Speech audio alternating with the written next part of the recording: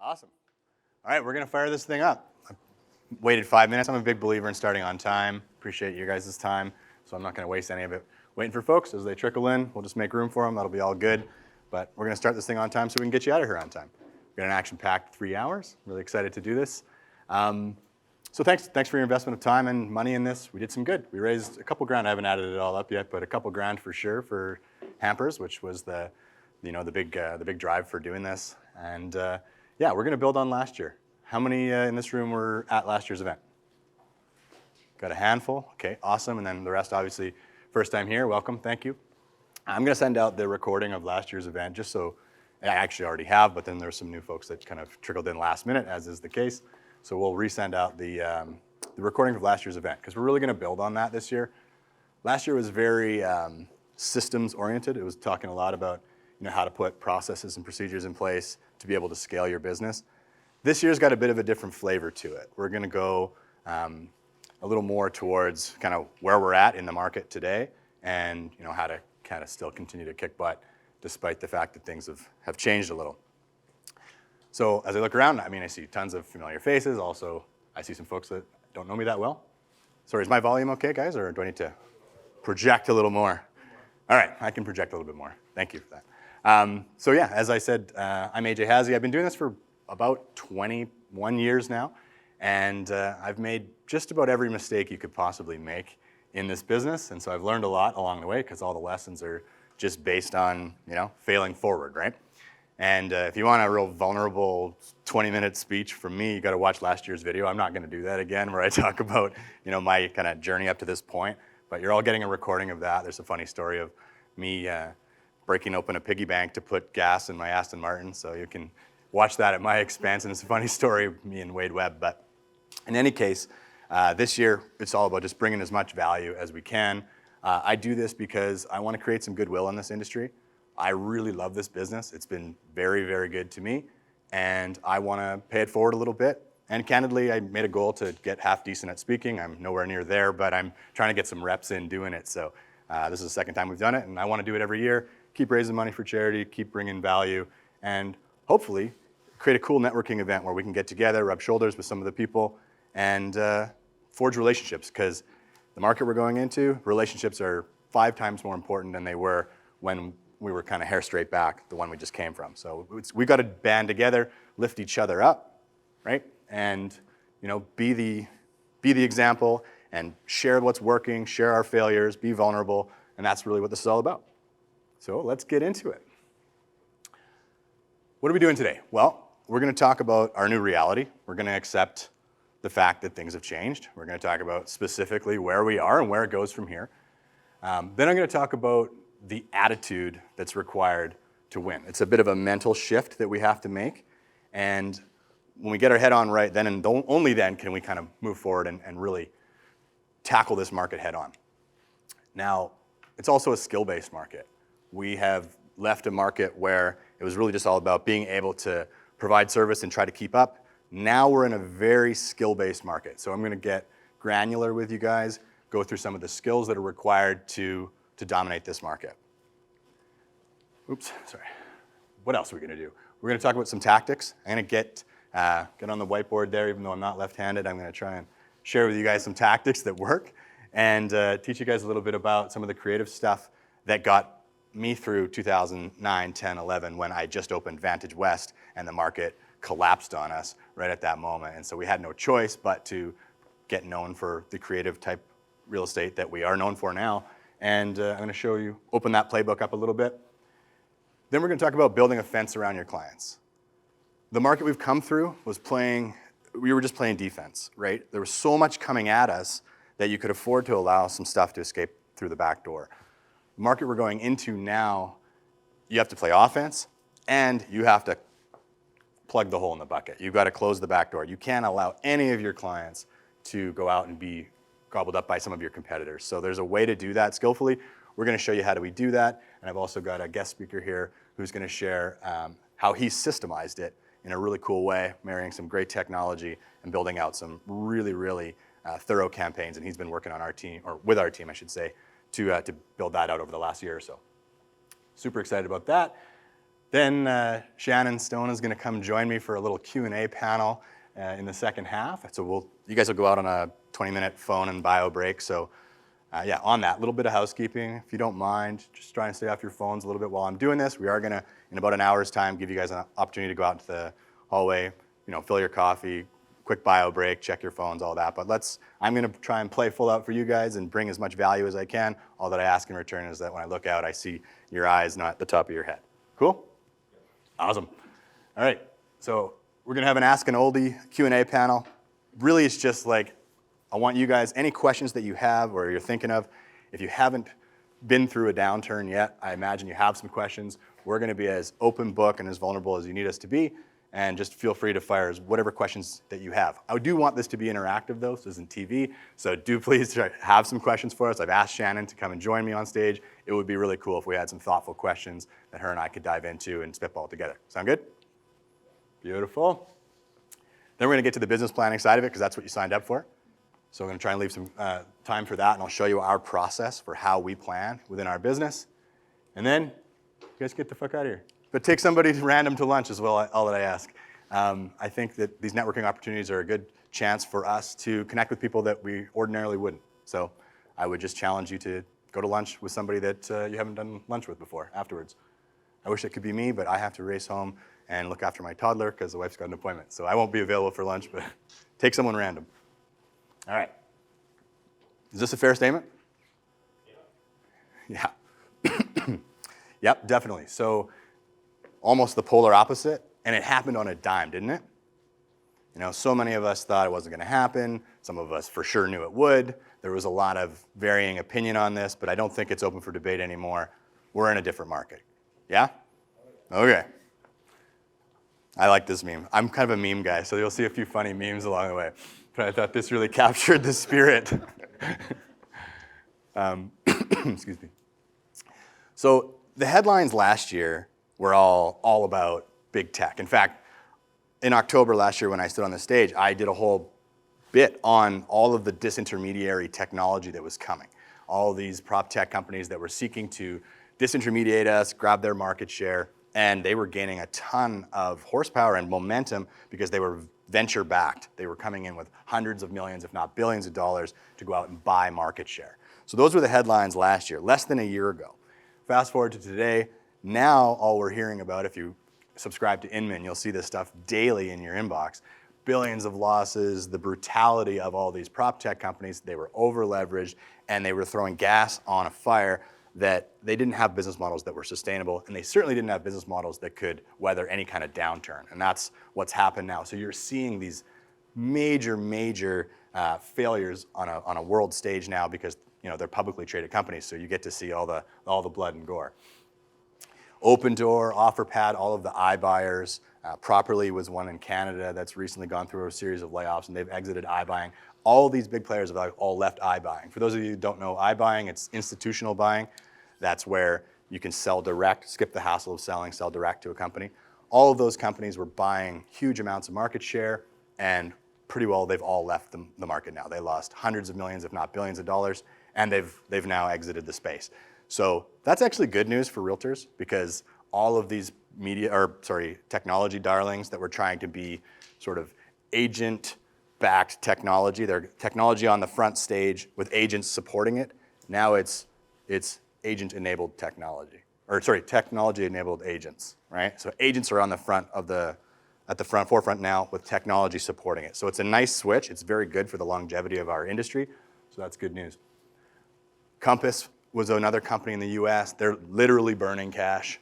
They were throwing tons of money at realtors, tons of money at brokers, and with a really unsustainable, unprofitable business model that almost completely undermined the brokerage model in North America with what Compass was doing.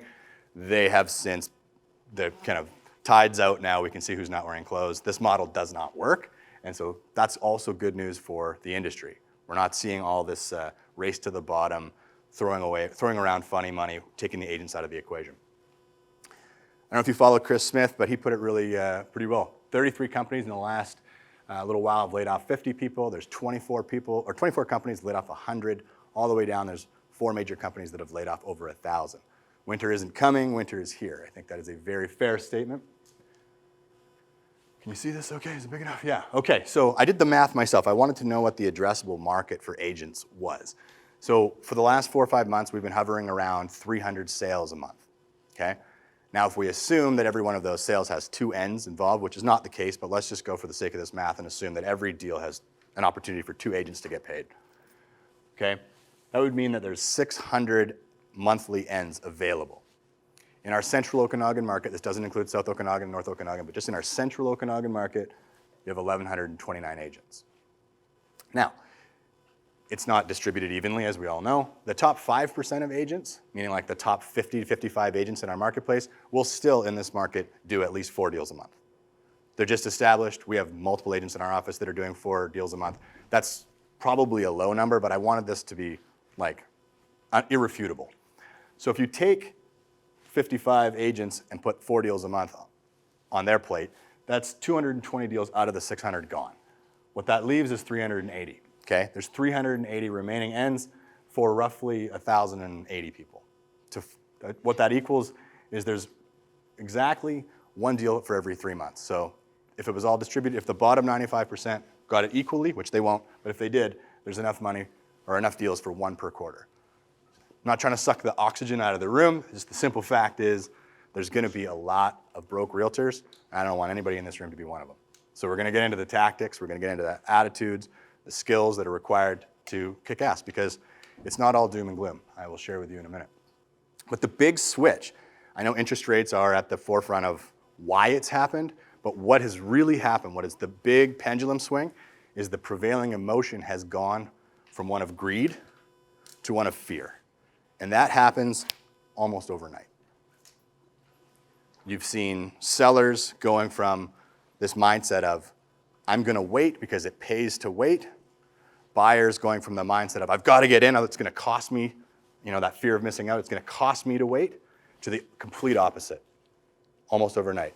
Now sellers are panicking to get their homes on the market because they're trying not to participate in the full slide. And buyers are going, maybe it's time for me to wait, because it's shifted from greed to one of fear. Everybody get that? That's the big change. Interest rates are not the big change. It's the emotion of the market that's changed. And with that, we need to understand what our clientele are feeling and what they're thinking. And when you can have that empathy and you can step into their shoes and understand what they're looking for right now, they're looking for guidance, they're looking for leadership, they're looking for someone who can help them navigate this storm, okay? Because they're fearful. Previously, when they were greedy, all they were looking for was somebody who could help them capitalize on it. Just help me get in, or help me sell this house for as much as it's worth. It's a totally different animal now. I track market cycles. I don't know if you guys geek out on this stuff the way I do, but the way the market cycle works, it booms, it slumps, it recovers. Booms, it slumps, it recovers. It always goes this way. That is comforting to know that, because if you know where you are, you know where you're going. It doesn't go backwards. It always moves in the same clockwise direction. So, the market peak, when was that? That was probably around March, as we know, right? If we look at the graph, then we've gone into a slowdown. Where I believe we are today, and this is just my educated opinion, is that we are kind of in the middle of it right now. We're in the eye of the storm, right in the middle of the slide, okay? Which, as scary as that is, the good news of that is eventually we're going to be able to call the bottom, okay? We're getting close to approaching the bottom. Once we can call the bottom, that is a signal for people to get off the sidelines and start spending. Now, they won't without really good leadership. They won't unless you're able to transfer that enthusiasm to the marketplace. And so that's what you need to take from this presentation today, is that sales really is this transfer of enthusiasm. And so when you know where you are, you know where you're going. And when you know what's coming next is rosy, and after that, even rosier, right? Then you can confidently advise and consult people on the right move. So I say we're here. That's okay. That's not the end of the world. How I know that is I track all of these different market drivers and market influencers. Now, this is a very complicated thing, and it's, I guess, meant to be sort of impressive. But the way that we do it is we look at the drivers, whether it's the population, employment, this is like the macroeconomic stuff. We're looking at housing construction, first-time buyers, all the way down through some of the financial drivers, real estate ROIs, rents, incomes, gross domestic product. We're tracking all this stuff, and then we're highlighting what's true in each of these things. And as you can see, the boom, the slump, and the recovery all have a first, second, and third trimester, if you will, right? And you'll know where you are once you add them up. And so where we are is dead square in the middle of a slump. Beginning to middle is kind of where this thing really weights heavily. We're not at the end, as you can see here. Okay, so that's how we know where we are. But we know where we're going next, and we know what to look for to tell us when we're there. So I follow this stuff, and I'm happy to share this spreadsheet with you guys if you want. Do your own research, you can. I put out Vantage reports as well that are the kind of synthesis of this research.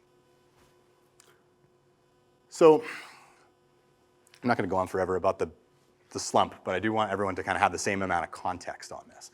So 2008, okay, we had a pretty nasty little slide. It was about 20%, okay? It took 11 months for that slide to happen. From peak to trough, it took 11 months. Then it took 8 years to get back to where we were, okay? A lot of people don't realize that, but that is the simple fact. That happened. Is that going to happen again? I don't know. We can move through time quicker now. Things can recover faster. But the only thing we know is what we've just recently done, and it suggests to me that it could take as long as that to get back to peak. That's okay. There's a lot of opportunity in this space. Now, if you extrapolate that forward, and you look over here, you can see this run-up back in 2008 was less steep than this one. This is even more steep. This is like unprecedented growth, what we just had. And so, of course, it's followed by an unprecedentedly steep decline, right? This is almost coming down at the same rate it was going up, just like that did. Now, this yellow thing represents the 11 months that it took to get from peak to trough. So what that tells me is we got a little more pain to go through here, okay? That's where that kind of levels off, which, if you zoom out, is still like mid-2020 pricing. It's not the end of the world. It's not like we're not going back to 2015 pricing. We're going to give away a year and a half of the gains. Zoomed out, real estate still performed really well. Anything you sold in the last year and a half, they're a little less happy about the picture. So hopefully they have a long-term mindset, and they just got to buckle up for a while. It will recover. It always does. Who in the room was in real estate when we went through the financial crisis? We got one, handful, two, three. Okay, we got a few OGs in here. Shannon for sure. Yeah, so that was an interesting time for sure. That was when literally overnight the banks just stopped lending. Now we've got really high interest rates, but at least they're willing to participate. No one can afford the interest, or no one can afford the mortgage, but at least they're willing. At this point in time, the tap's shut. It was really ugly. This was not a fun time to be in real estate, and it forced us to get really creative on how to get deals done. And so some of that creativity that was born in that era of necessity, I'm going to share with you guys today, because that's what got us through it. That is how we managed to continue to do deals and continue to find growth in a market where it was totally stagnant. Now, who in the room has been in the business in this era here, this little run-up that we've had since 2016? So 5 years or so, okay? So that was like a mellow pace, right? That was not bad. It was growing, but it wasn't bananas like it was here. Who in the room just participated in this, but they didn't see anything before that. So this is the only context they have in real estate. Okay, yeah, good. So like 20% of the industry, right? And then who in our room has just gotten into the business, didn't even get to participate in the bananas, and just got in right here? Okay. Excuse me. So this meme kind of sums up that feeling, I bet. No, it's funny, but also it is a blessing. Let me share with you that this is a blessing that you're starting your career now, okay? It didn't feel like it at the time for me in 2008 when I started my own brokerage and the market fell out from under me. It did not feel like a blessing. You wouldn't have been able to convince me of that at the time. It felt terrible. But the folks that have only been in the mental, like the last people right before you, even though they got to make some money during that period of time, it wasn't easy, but the habits you build in the early stages of your career, that's what sticks with you for the rest. And so if you come in when it's hard and you set those habits and you have that attitude and those skills, then that carries you through into the next boom. And by the time the next boom comes around, you're already established, you've got clientele, you've got skills, you've got confidence, and your market share goes bananas from there. So I just want to let everyone know, if you got into the business late, it's not too late. It's actually a blessing. Okay, it is a blessing, because the bad habits that you form when the market plays offense and it's all you can do to keep up and it's hair straight back, you don't need to develop systems. You don't need to learn how to get on the phone and make outbound calls. You're just trying to keep up, right? And there's nothing wrong with that, but that's not going to do you any good as we move into the market we're going into now. So good for you for getting in. It's not a bad time. You're not too late. You're right on time. We're obviously not going to just stick our heads in the sand, right? We are going to embrace what we've got and figure out how to capitalize and make the most of it. I truly believe 90%, 95% of people are going to focus on the crisis. They're going to focus on how bad everything is.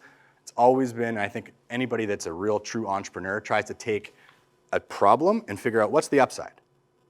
Where's the opportunity in this, okay? So I don't see a crisis. All I see right now is opportunity. I'm excited. This market, this is what we're built for. I love this stuff. Now is the time to invest. I don't care what you're investing in. I don't care if it's Bitcoin. Now is the time to invest because everything's on sale, okay? But the most important thing you want to invest in is yourself. So kudos to you for making the investment of time and money to come here today, but keep doing it. Go to seminars, listen to podcasts, continue to level up, buy the courses, do it all because this is the time. You've got a little extra time on your hands, level up your skills. This is the time that there's no greater investment you can make than that of yourself. Next, invest in your business.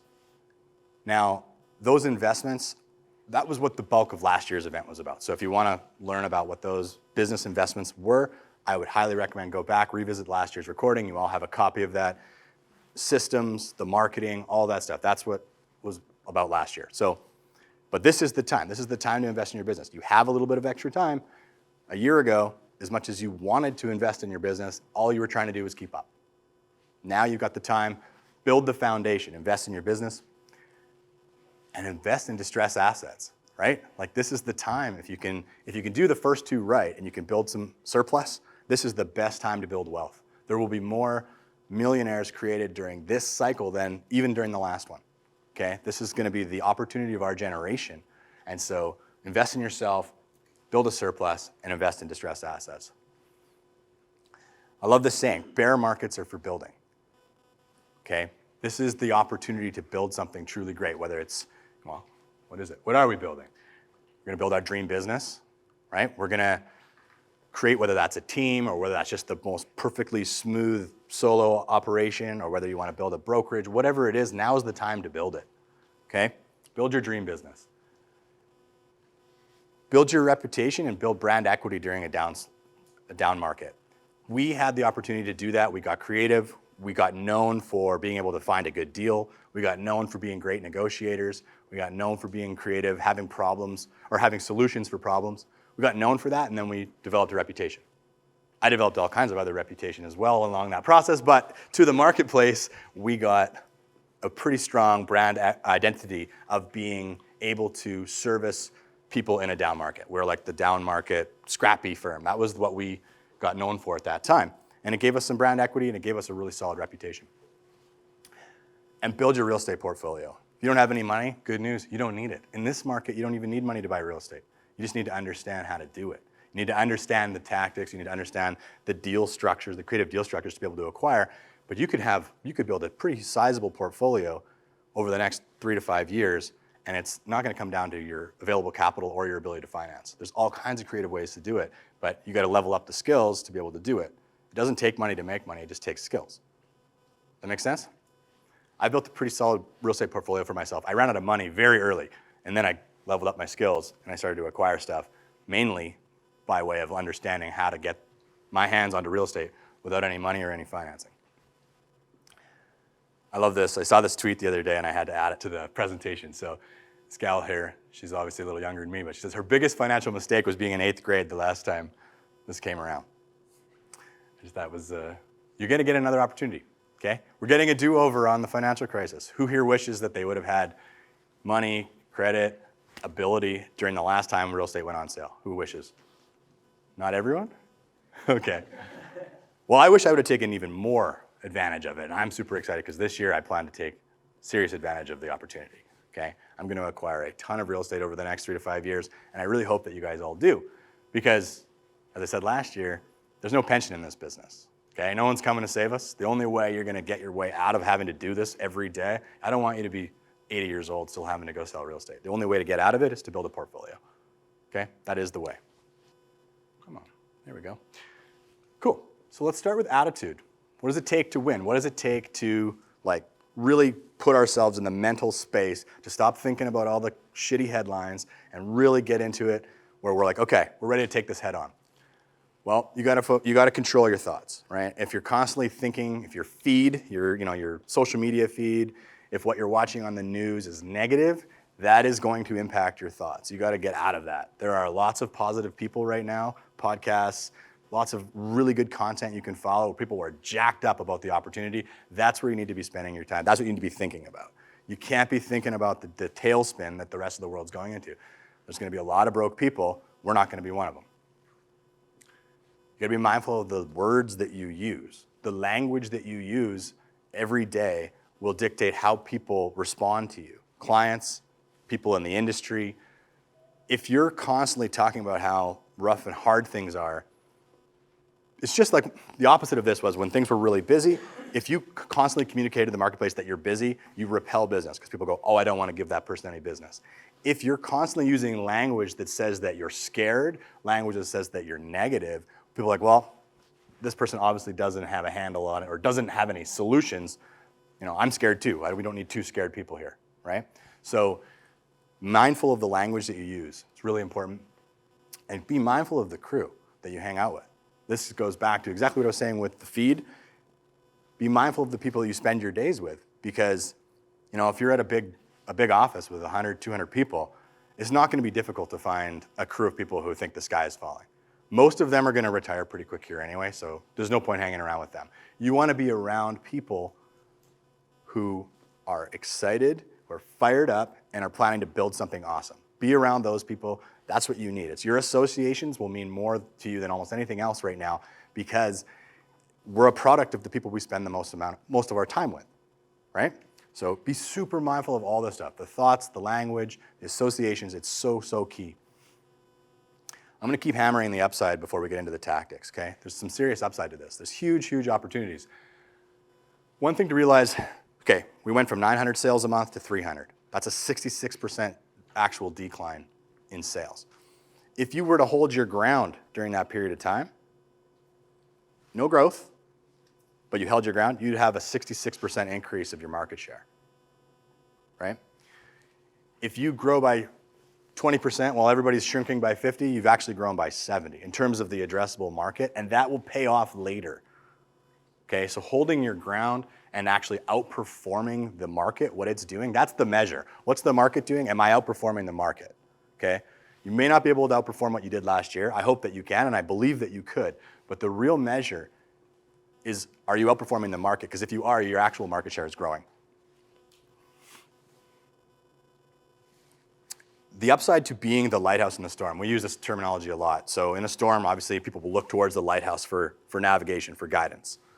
That's what we need to be right now as agents. We need to be that lighthouse in the storm, that person who understands what comes next. We know where we are. We know where we're going. We have strategies. We know who buying and selling is right for, who buying and selling is wrong for, and we can provide solutions and opportunities and strategies to those people. If you can do that, you become so attractive. Clients are attracted to you because they're like, okay, this person has the solution. I'm scared. You want to go and find somebody with leadership ability who's confident and knows where they're going. Okay, I'll follow that person. If you have any ambitions to build a team, there's going to be some amazing talent back in the marketplace because people are downsizing, playing it small. There's going to be some phenomenal talent in the marketplace who will be attracted to somebody who has vision and who is confident and excited about where we're going. So if you can do that, if you can be that lighthouse in the storm, there's huge upside to attract clients and teammates. And of course, I'm going to keep hammering this. Your favorite asset class is on sale. Now that may not be for everyone in real estate. It is for me. It could be Bitcoin. It's on sale right now. Anything you want to buy, stock, you want to buy the S&P 500, it's on sale. The upside to a down market is a big sale on the thing that you like to buy. Okay, so that's huge. Please, please, please don't waste this opportunity. Also, who here likes to be valued with what they do for a living? Right?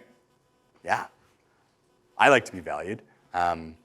It's important to me that, the opposite of like a house waiter. I don't want to be the person that just opens doors for people. I want to be a valued professional. I want to be as valuable or more valuable than their financial advisor, their accountant, their lawyer. I really believe realtors can own that spot, but you gotta level up the skills. The nice thing is this market's gonna force you to do it.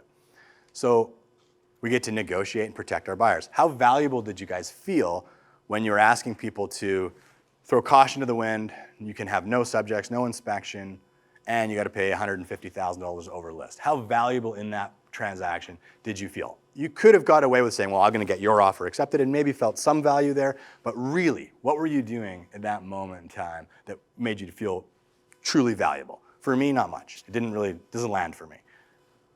Now, I like negotiating, so now I get a chance to do it. I like protecting people and making sure that their asses are covered. We get a chance to do that, okay? Way, way more valuable. Working for sellers, you get an opportunity to preserve their equity. How valuable did you feel when you put it on the market and before it even hit the market, it was already had multiple offers on it, or before you even got to do any of the marketing you said you were gonna do in your presentation, all of a sudden there's 10 offers on it and it goes for over list. How valuable do you feel? We can delude ourselves and say, oh, I was valuable because I got you 100K over list, but let's be real. The shortage of inventory was what was doing most of the heavy lifting. If you really, really were honest with yourself, you didn't feel that valuable. Is that a fair statement? Yeah. So the opposite of that is now 2 out of 3 homes are not going to sell, okay? We know that if people get off the ride now and sell their house now versus 6 months from now, you are preserving their equity. We're talking about houses are falling at 3% a month. If you get someone's house sold today versus it selling 60 days from now, you might have just saved them 60 or 70 grand. That's valuable. That's more than your commission. That's valuable. You're providing real value in that moment, and you're helping people move on. Because a lot of times people are moving for other reasons other than money, and people like to move on. You're valuable when you can help them move on versus being in the 2 out of 3 that are expired or withdrawn or have to go through the process again. So our role as realtors is infinitely more valuable in a down market. So take comfort in that. That's I think, a huge upside. And if you can show leadership, if you're excited and you eat your own cooking and you actually live and breathe the stuff yourself, you can guide people into making some of the best financial decisions that they're gonna make. People who are willing to do the uncommon thing over the next 2 to 4 years are the ones who are gonna build huge wealth. And if you can, again, it's gonna take leadership because they're not gonna come to you and say, I gotta get into this thing, right? They're gonna require you to say, hey, I know it seems a little counterintuitive right now, but now is actually the time to be buying this stuff when we're not competing for it, when it's on sale. And if you can do that, how valuable is that? I have clients. I had a client the other day, actually thanks to some of the reconnection campaigns we've been doing with Adam, but I had a client, I haven't talked to him in 14 years, to be honest, but I convinced him to buy a place in 2009. And it was something that he was really scared to do. And anyways, we did the deal. I stopped thinking about it, really, till we talked to him today. And he's sitting on $700,000 worth of equity. Guy's never made more than 90K in his life. He's got $700,000 worth of equity. And he said to me, he goes, that was the best decision I ever made, and I would have never made it had you not told me to, had you not forced me to do it. And I was like, wow, that's cool. That's really cool. And I know there's other people like that, but it was cool to have that experience where I was like, I did something, I impacted this person's future, right? They've got, not legacy money, but they've got a pretty bulletproof financial future for the fact that they did that thing that would have been way outside of his comfort zone at that time. We all have that opportunity to do that right now, to help people. Buying when things are low is a very good idea, despite what the interest rates are doing. So it takes a certain posture to do this, okay? So what do you need to do? First of all, you gotta be excited, right? You can't get anybody excited if you're not excited. So number one, you really have to believe this stuff. Best way to do that is to eat your own cooking, be your own best customer, then you get excited, okay? But you gotta have the posture of excitement. You gotta be excited about the opportunities. You have to project strength. You have to project that you know where things are going, and that's where understanding the real estate cycle, understanding kind of things at a macroeconomic level, when you know where you are and you can speak intelligently about it, then you're now in a space to project that kind of confidence, project that kind of strength. So take the time to learn that stuff so that you can be that leader, be that lighthouse in the storm. The opposite of that would be desperation. The literal worst thing you could do. Nothing reeks like commission breath. The worst thing you could do is take your own financial circumstances or your own scarcity mindset and project that onto your clients. It will repel people. It will feed the slump monster like nothing else. So you have to play like the money's in your pocket. Even if you're behind on rent, I don't care. You have to in this business. If you want to influence anybody to do things that are good for them, they need to believe that they are standing in the presence of someone who's got their shit together. Okay, so you have to project that. That's a huge piece of the puzzle right now. And it's tough to do, but you got to fake it till you make it. And you got to have some solutions. Tools in the tool belt are super important, right? You can't be a one-trick pony. It's not going to cut it just to have a lockbox key and to be able to get somebody on the MLS. That is not going to cut it now. You got to have some tools in the tool belt. So level up, get those tools, learn the creative strategies, align yourselves with other people who can help you move through these difficult situations and difficult transactions. It's so important that you've got the confidence in your ability to truly provide solutions. There's always a solution to every problem. You just have to have the different tools in the tool belt. And this is really important. This is why I went into the market cycle. You have to project and posture an awareness and an understanding that, hey, this is temporary, and I know exactly where this goes next. This goes into a recovery. And you know what comes after that? Another boom. And when you can project that, then people will follow, okay? That's the posture you need to win in this market. Best way to do this, every morning, every night, if you can, is gratitude. It is impossible to be in a place of scarcity if you come from a place of gratitude. That's why every single meeting we have as a team, we start with gratitude, because it is impossible to be focused on any kind of negativity or scarcity when you're in a place of gratitude, okay? And some people have different reasons to be grateful, right? But every morning, say 3 things you're grateful for. You know, I'm grateful for my health.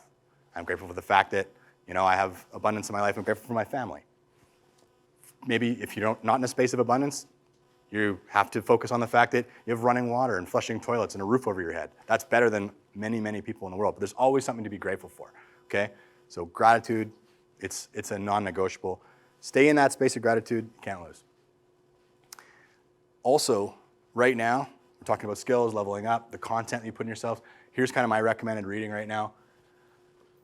Fanatical Prospecting is by a gentleman by the name of Jeb Blunt. It's all about just giving you a kick in the pants.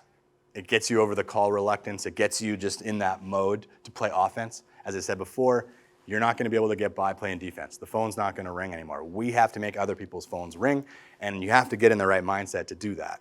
So a good way to do that, the kick in the pants everybody needs, is Fanatical Prospecting. The other 2 books are really about kind of giving you some context and giving you an understanding around how to navigate a shifted market. So Gary Keller wrote this in the financial crisis. That one is the Bible for me. That got me through that. That was really where, you know, I got the confidence and the skills to push through 2008. There's a new one by the same author as the first called Selling in a Crisis, and that's specific to this one. He just wrote that, and it's maybe a little bit more geared to this day and age, but these are both very, very good books to give you some tactics around how to navigate the crisis. So I don't have all the answers, but they're all in here, okay? So read the books. Not to sound like a broken record, but we're all gonna have to pick up the 1,000-pound phone, okay? That is just the reality. That is just the hard reality. The phone is not ringing anymore. Who's experiencing that, right? We've gotta be willing to play offense, okay? And we can try to outsmart this. You know, we can try to do all these whiz-bang things with technology. I thought this meme, I'll have to explain it because it's very busy, but I thought this really summed it up, okay? So along the bottom line here this is intelligence score, right? And this is a distribution curve of people. So the dum-dums just call people and ask for their business, right? And then as you get a little smarter, you know, to the main, we all try to outsmart it, right? We don't want to call people and ask for their business, so we're chatbotting and emails and PPC and all these things, right? We're trying to outsmart the reality, and then the Jedis here at the end, the real top 2% of people just call people and ask for their business. It's really not that complicated. I think this is a cute cartoon, so I wanted to throw it in there. All right. Let's get into some tactics here. The skills that pay the bills. Numero uno, active listening. This was something that does not come to me naturally. I was not a natural active listener. I tend to do twice as much talking as I do listening. Not a great skill. You really, in this market, need to become an active listener. So the way that I did that systematically was I got a set of questions that I ask at every meeting, okay? The 7 must-ask questions and there's a YouTube video called The 7 Questions to Ask at Every Meeting that I put out, so you can watch that. But when you have a set of questions, then you can listen and then write down their answer, right? That's the key. Ask a great question, write down their answer, and then mirror back to them what you understood, right? Why are you guys thinking about moving? Or what's got you guys thinking about going through this process? Okay, what does that mean to you? Ask the next question. Write down the answers. That's active listening. You're not going to be able to just jump right into service mode. You have to understand why people are doing what they're doing because it may not be the right for them. It might be a great idea, it might be a terrible idea, but the only way you're going to discover that is through that discovery process of asking phenomenal questions and writing their answers down and asking the next question. So that's a huge skill. If you're not a great listener, you got to level up your listening skills. I had to learn this one the hard way. Number 2, market and economic understanding. You can't skate by anymore without a really firm grasp on what the heck is going on in the world. You got to understand it at a macro level. You kind of have to understand a little bit of the geopolitical landscape in the world because people are going to come to you with those objections for why they don't want to work, why they don't want to do business now, right? They're going to talk to you about what's going on in the Ukraine. They're going to talk to you about what's going on with the US dollar, right? And so you need to have some understanding. I would suggest a very good understanding of what's going on in the world so you can speak intelligently about that, because if you can't, it's a hard stop. That person no longer trusts you. That person no longer feels that you can provide them with any kind of guidance or leadership. Okay, so you got to level up. You should also understand the very local micro level market that we're in, right? You should be able to say, okay, that's happening over there, but here's what's going on here. Here's where we are in terms of months of inventory. Here's the trend. Here's where it's heading next. Here are some of the signals that I'm seeing that suggest to me that things are getting better, right? You have to be able to speak intelligently about that. For example, the US is now reporting increased mortgage demand for the 3rd week in a row. Good little tidbit to have, right? Some of the mortgage players are starting to suggest that by Q1 we could see fixed rates back in the 4s. Good little thing to know. You can help guide people when you know what's coming next, but you got to be plugged in, right? You got to turn off the social media shit and start really focusing on the stuff that levels you up. This is huge. You got to be able to tell the truth to people right now, okay? We can't tell people what they want to hear. You got to tell them what they need to hear. Radical candor is the thing that is what everybody, they don't know they want it, but they need it, okay? You got to be able to look a seller in the eye and say, I'm sorry, that may have happened back in May. It's not happening now, okay? But here's what I know. It's going to get worse from here. And so the quicker we get serious, the quicker we get our head around our reality, the better you're going to do financially. But I would be doing you a disservice to let you go into the market thinking that would make any sense to do it, right? But you can't say that unless you know. So you got to level up on the skills, and then you have to be willing to tell the hard truth, right? The only people that are going to make it through this and be able to get listings sold are the ones that are willing to tell the truth to people and give them what they need to know. And then empathy. On the other side of hard truths is also understanding that for some people this is going to be really hard. And for some people these are big pills to swallow. And so if you're not a naturally empathetic person, this would be a skill you'd want to try to bolster. You can work on that. Read books like The E-Myth, things like that. If you're not truly an empathetic person, there's lots of ways to develop empathy, but you have to be able to put yourself in the shoes of your clients. Some of them are going through really tough times. The only reason why people might be willing to sell right now is that they're facing something financially or facing something within their family dynamic that's forcing that to happen. So you have to be empathetic enough about that. You have to know, why are people even moving right now, right? You can't just think about it in terms of deals or clients are all equal. Well, why would anybody move right now? And you have to be empathetic enough to know, hey, I get it. This isn't probably what you had dreamt up when you bought this house, right? And you have to be able to speak that level of empathy with your clients. It's a huge skill. Once we call the bottom and the investors are willing to get off the sidelines a little bit, it's going to be time to learn to speak the language of the investor. Okay? If you haven't needed to up to this point, no problem. Now, these are who have their checkbook out, investors. They are not looking for someone to go open doors for them. That is not what they're looking for. They are looking for somebody who can analyze a deal, find a deal, provide guidance. Okay? So working with investor clients, I'm going to dive a little deeper into this because this was one of the things, if I have anything to teach anyone, it's got to be this.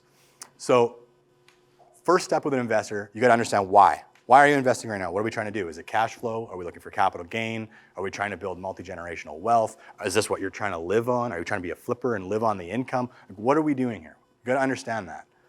Okay? That's super important. It's a do not pass go. You got to understand their why. Next, you have to understand the person that you're talking with. What is their experience level? Tell me about some successful real estate investments you've done in the past. What have you done well? Tell me about some failures.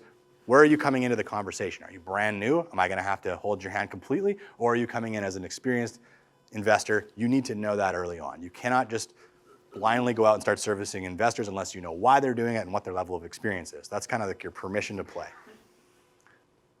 You also, and it's totally appropriate to ask financial questions in this situation, you need to understand their capacity to do business, okay? Do they have financing lined up? Do they have capital ready to go? There are a lot of people, and I learned this the hard way, there are a lot of people who think they're real estate investors. They are not. And you may have some really good strategies for buying stuff with zero down and no credit, but that's probably not, unless you have nothing else going on, that's probably not the clientele you're looking to work with, right? You want people who are able to do business, so you have to be able to qualify them. You have to be able to make sure that they have the capacity to do business. So many people make this mistake. They don't really understand their investors, clients' expectations around return. So a good question to ask in the beginning is, what would make this a home run for you, right? What type of return are you expecting? And you want them to quantify it in terms of a percentage, like a return on their investment, okay? You need to know what their expectations are so that if you find something that beats that, then you can say, well, hey, based on what we talked about, I think this makes a lot of sense. But if you don't know where their expectations are, then you're going to be constantly in this space of looking for something that's a bigger, better deal, right? So you need to know. And you got to understand their challenges. So some investors, and there's three things. You have time, you have money or financeability, and you have expertise. Some investors have all three. Some have one of the three, right? You got to know where they're coming in. So what are your challenges? Are you a little short on time? No problem. I got time right now. I'm not doing any business. I can run around for you. Are you short on capital? Okay, well, call me when you've got your joint venture partner set up. I don't want to run around while you're waiting for money. That's not happening. Are you short on expertise? No problem. Good news. I've been reading books on this stuff, and I've been watching YouTube videos and listening to this goofball AJ Hazzi talk, so now I know how to do this, so I got the expertise. I can fill in the blanks. You got to make sure you've got whatever they're short, you got to make sure you have it. So time and expertise is really all we offer. We're not offering cash.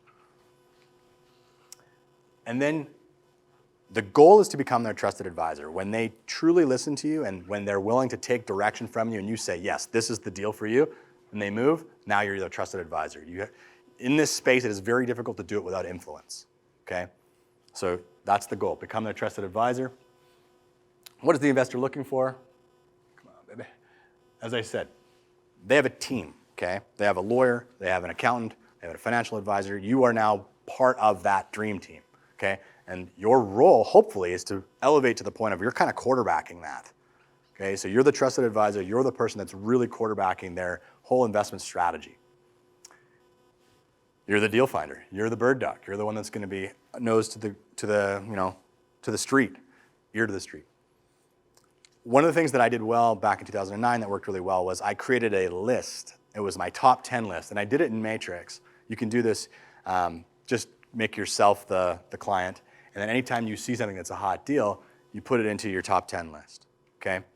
And as they sell, they move out, and you always keep kind of a top 10 investments, and they should span from $300K to $3 million, right? Whatever, it spans the whole gamut, and depending on their price range, there's gonna be one or two options that make any sense for them out of your top 10 list, but it's locked and loaded always. So you're ear to the ground all the time. You're watching the hot sheets every day, you're looking for opportunity, you're analyzing, and you're finding deals. You also have to be a deal architect. So right now, understanding that there's more to doing business with investment property than just price.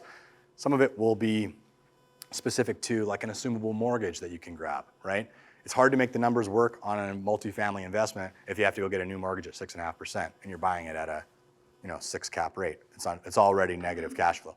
So is there a creative way to do it? Can you get the seller to leave 20% in, no payments on a balloon until the end? Can you get their mortgage assumed for those 2 or 3 years, right? There's different deal points, and that's where becoming a deal architect is really important. Once you get a reputation for being said deal architect, these people know other people, and the referrals start to pour in. So you really, it makes a ton of sense to spend the time to become good and proficient with how to structure the deal stack, how to put the financing stack together, okay? And then they're also looking for somebody who does this themselves. It is very hard to influence somebody in the world of real estate investing if you are not currently real estate investing. If you are not currently in the market we're in buying property, it's very hard to influence someone else to do it. If you're in the mix already, you just bought an investment property and you're renovating it and all that, you speak from experience, you speak from the excitement of it. You're talking about, well, yeah, I've got my tile setter in there right now doing this, and we're really hoping we can get $2,400 a month for it, and all those things. You're speaking from experience, then you can influence people. If it's just, yeah, I helped a client last week, not as influential. Investors want people who are in the game with them. You got to be a great negotiator. They're looking for someone who can find them a deal. They're going to be patient. They're going to want a good deal. You're going to have the chops to be able to negotiate a great deal, whether it's price, whether it's terms, but they're looking for a great negotiator. And you got to be thorough. There's a lot of due diligence involved in real estate investment. You got to be a thorough, due diligence-minded person. And if you're not, hire an assistant that is, but you got to have a due diligence process, okay? Because investors are expecting that of you. They want you to do the due diligence for them to protect their butts. And they need someone that can do thorough analysis for them. And they want to be thought of first, okay? So you have to make every investor feel like they're your only investor. That is the only way to keep them. Otherwise, they get 4 or 5 realtors. That's what they do. They think they need 4 or 5 bird dogs out there. I won't work with anybody that says they're working with multiple realtors, but they have to also feel that reciprocity, right? They have to feel like you're the only investor, or they're the only investor you're serving in that moment. It's super important. Otherwise, if they think that they're going to be last on the list, they'll have 4 or 5 realtors, and you're never going to get a deal done. So investment analysis doesn't have to be that complicated. There are some pretty helpful little apps. Go on to the App Store if you're an Apple person and grab Property Evaluator Pro. It's the best app out there. It's been around for like 10 years, maybe more. I used this during the downturn to be able to quantify to people the opportunity long-term as well as a quick picture right now of where it's at. So this, you plug in a few metrics about the home, and it will spit out your gross rent multipliers, your cap rates, the cash-on-cash return, your return on investment, all the stuff that you say. And then you can put in assumptions about how fast the market will appreciate, what their mortgage balance is today, and it'll show them their equity over time. Like it's a full pro forma for people. And you can brand it. You can put your mug up there and all your information, and it looks like you guys have been obsessing over the data. All you have to do is plug in some numbers and you get these really, really great reports. So net operating income is something that you have to be able to figure out the math on, okay, if you're going to work with investors. So it's really simple. It's just your rents minus your expenses. That's what your net operating income is. So in this situation, let's say there's 150 grand worth of rent. You work your way down through the expenses. You get a net operating income of 100 grand. Okay, great. What's that mean? Well, how does an investor value that cash flow? That changes from market to market. And why I'm pointing this out to you guys is so you can understand the opportunity. Right now, these investment properties are getting crushed in price because of the interest rates. Because look what happens. The market we just came from was a 4-cap market, meaning there were so many investors chasing those deals that it had pushed cap rates down to 4. The reason why they're willing to do 4 is because investors make a spread on the loaned money they take. So if you could borrow money at 3 and you could buy a building that performs at a 4, that leverage that you have would give you a nice return. So more competition means 4 cap, which pushes the values up. That same 100 grand a year ago was worth 2.5. The average is a 5 cap world. That's where we've been kind of on average for the last sort of 30, 40 years here in Kelowna, but it goes below and above depending on the flavor of the week. But 5's kind of the average. 5's really easy math too, because you can take the net operating income and multiply it by 20 to get a value. So if you understand the net operating income of a building, a quick math in your phone, you can say, okay, it brings in 100 grand times by 20. Oh, it's worth $2 million. If they're asking more than $2 million, they're dreaming. If they're asking less, heck of a deal, right? It's quick math, understanding that relationship between net operating income and the value of the building. The opportunity lies in the fact that right now, because of interest rates, again, investors make a spread, so they will not part with their money unless they can make a spread on what they're borrowing the 75% for, which means they're not buying anything for under a 6 cap. Look at the difference between a value of a 4 cap building versus a 6 cap. It's almost $1 million. Do we think interest rates are going to stay high forever? Who here thinks interest rates stay high forever? Okay. So when they don't, because that's a foregone conclusion, what happens to the value? We go back into a 5 cap environment almost overnight with a little relaxation of the interest rates, and then lo and behold, we get there eventually when the market gets frothy. The other thing to understand about this, to get investors excited, is for every dollar that you save over here, okay? So let's just say you were really good at negotiating, and you could go and negotiate as an investor a better contract for snow removal, a better contract for property management. You got it down from $15,000 a year, let's say, to $10,000, because you got them to agree to 7%, okay? Because you're a good negotiator. Well, that $5,000 you saved landing on the net operating income, where my math whiz is at, what happens if you add $5,000 to the net operating income? What happens to the value? Who knows the number? What did it just change? How much did it change the value of the property? All right, I won't leave you in suspense too long. 100 grand times the 5 grand by the 20, because that's how many times 5 goes into 100%, right? So you times the change in the net operating income by 20, you give 100 grand. This is where the opportunity is. If you can increase rents, same thing applies. If you can decrease expenses, same thing applies. If the interest rates back off, which they will, same thing applies, okay? It's a huge, huge opportunity in multifamily right now, but a multifamily investor isn't gonna deal with someone who doesn't understand this stuff. So you gotta level up. All right, so just a little chat about interest rates. This is kind of an 80-year look at interest rates, just to give you some comfort. Currently not actually all that bad if you look at it. During the last big crash, we got up to 6%. And what did they do when the whole world realized that it was in a bad way? What did the Fed do? What did all the banks do? They plummeted rates down to 3% to try to stimulate things, okay?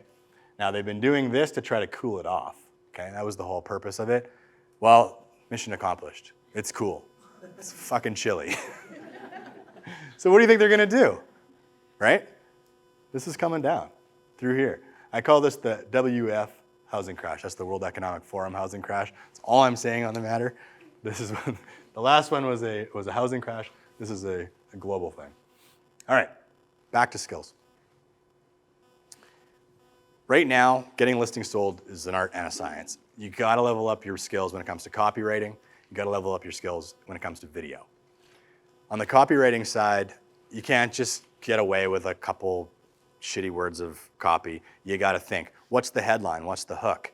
What's the first line of copy after the hook that is gonna support that hook and get people to keep reading?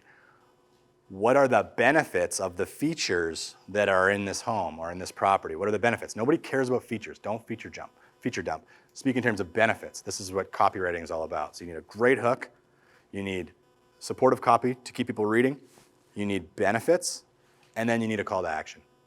If you can create some sort of urgency or some sort of scarcity, great. Don't bullshit.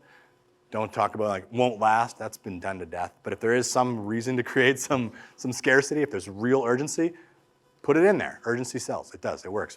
But just like negotiating, if you tell people it's your best and final and you're full of shit, no one believes you again after that. So don't use things like, this property won't last or this is, priced well below market if it's not.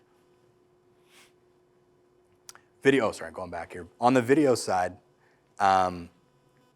short form video is key. Like I'm terrible for everything I do is long form. I put up these 20-minute videos. I'm having to get good at slicing and dicing them down into 30 and 60-second bits. That's all people care about.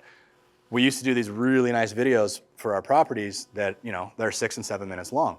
Well, nobody's watching those anymore. They want 30, 60-second content. So what do? You got to find a way to create compelling content about your real estate in 30 to 60 seconds. That's the attention span that you have from people. Otherwise, they're going to keep scrolling. So we've had to make that adjustment in the last little while. And I don't profess to have it all figured out, but that's the skill that we need to adapt to now is short form video content. So you got to get comfortable on camera. You got to get comfortable using the app. You got to get comfortable with a little bit of editing and trying to add some flavor to it. Figure out how to use those fancy captions, right? The big sexy captions. Figure out how to do that stuff. Because that's the only way you're gonna get any eyeballs on your video content, and you need eyeballs on your listings in order to sell them now. So you gotta level that up. You gotta learn all the different omni-channel marketing. You gotta become good at mass texting. You gotta become good at mass email. You've gotta become good at bomb. You've gotta become good at making sure your Google My Business account's dialed and you're putting out good content on YouTube. Like you have to be everywhere in order to attract business because there's less people doing business now. You need to way widen your footprint in order to bring people in the front door. So omni-channel marketing, like if there's anything that you're weak at, if you don't know how to send mass text, you don't know the software that's required, level up. Now's the time. You've got the time. Creative finance and deal structure, super key. You got to learn. I'm going to go like a little deeper into the creative stuff here after the break, but that is a huge skill, knowing how to work around financing challenges, because the banks are not playing ball right now. They're not playing nice. So we have to figure out a way to get around that, to keep things moving, okay? So creative deal finance and deal structuring is super key. Negotiating is the most referable skill that we have, bar none, okay? And you're gonna get a chance to use it now. The market we just came from, you didn't get a chance to flex on your negotiating ability. All you could do was write a really nice letter or put a nice video or hope, to create enough warm fuzzies that they picked us. Now you get to negotiate, and it is going to be the thing that will save your ass if you can do this well. So let's talk about some of the keys. What it is not, and I had this slide up last year. In fact, we have this slide in our buyer's presentation just to contrast us against everybody else. This is what people are doing still, and it drives me freaking bananas. They're texting that they've sent an offer. Even in this market, that's what they're doing. They're sending an offer through saying, hey, did you get my offer? Like, that's it? That's your negotiating? No, that's not gonna fly anymore. So we're not gonna stop doing this, okay? So what are the keys to good negotiating?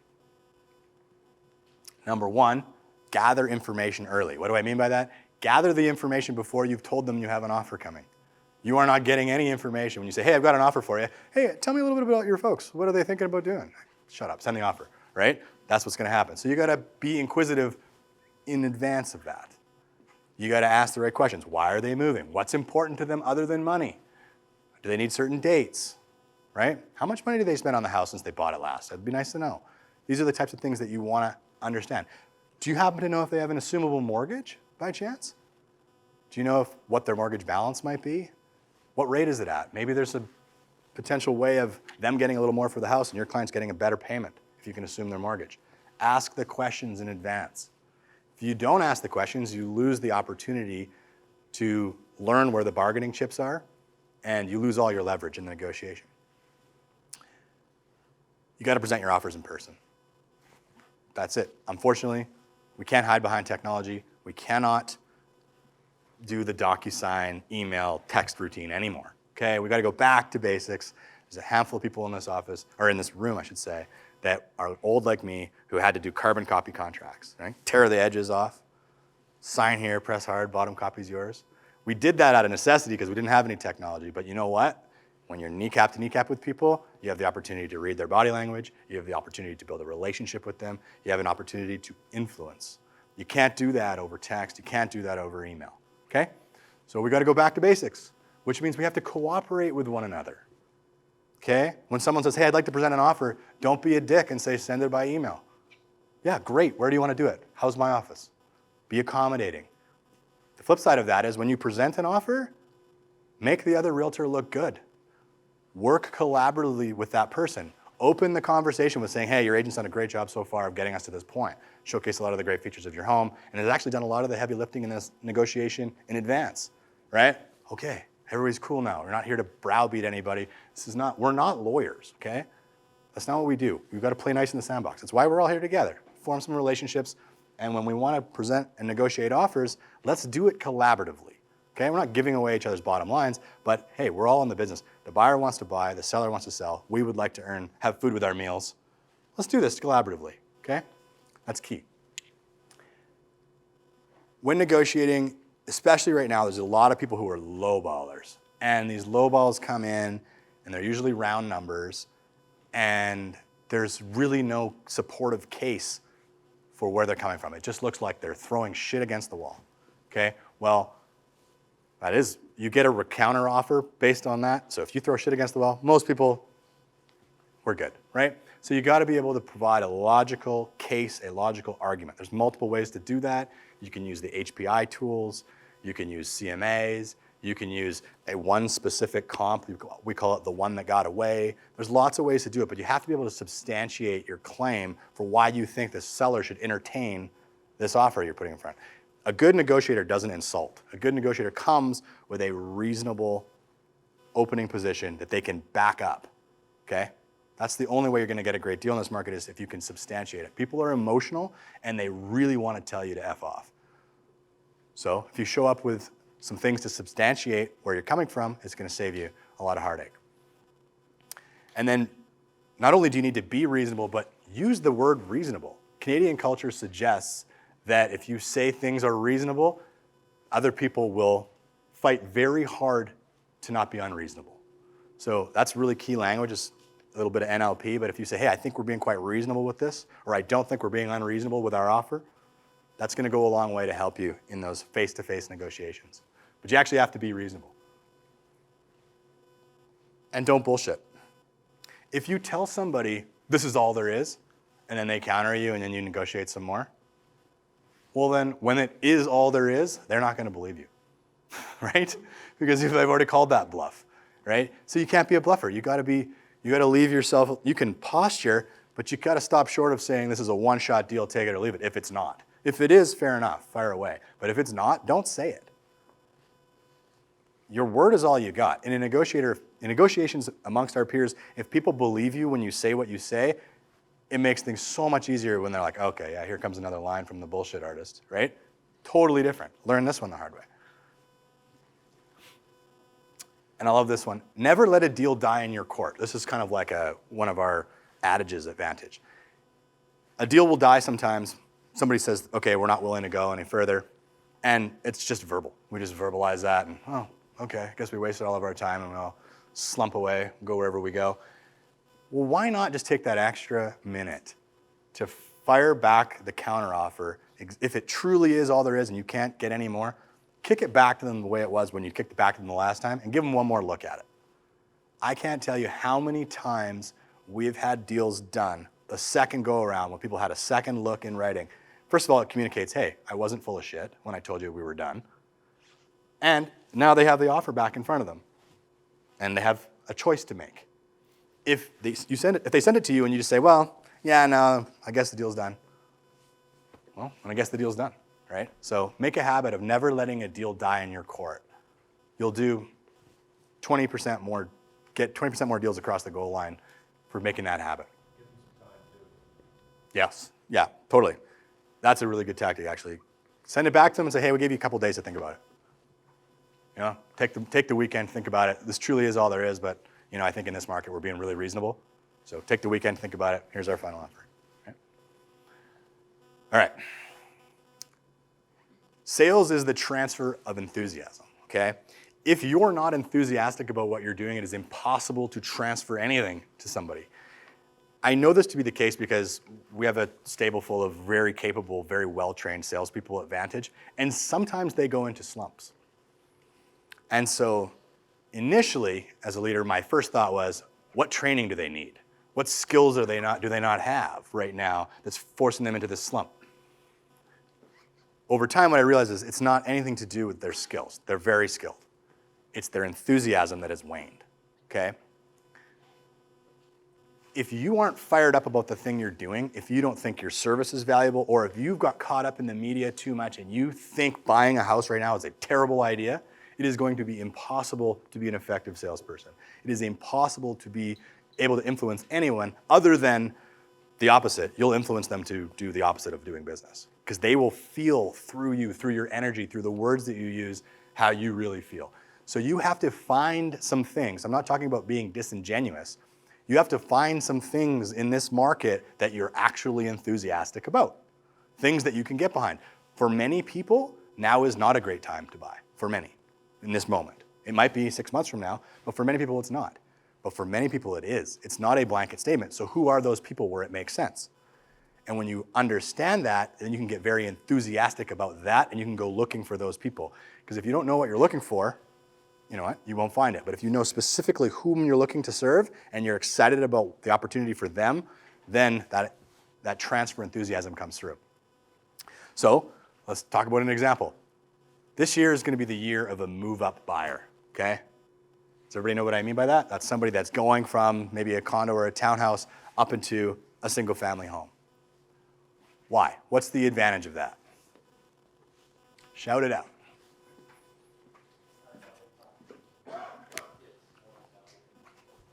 Totally.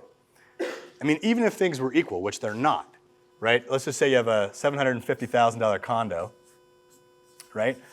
Market goes down by, let's say it's 20%, okay? These guys are upside down. Sorry for you guys that can't see. There's nowhere to put this where everybody could see. So these guys are down 150K.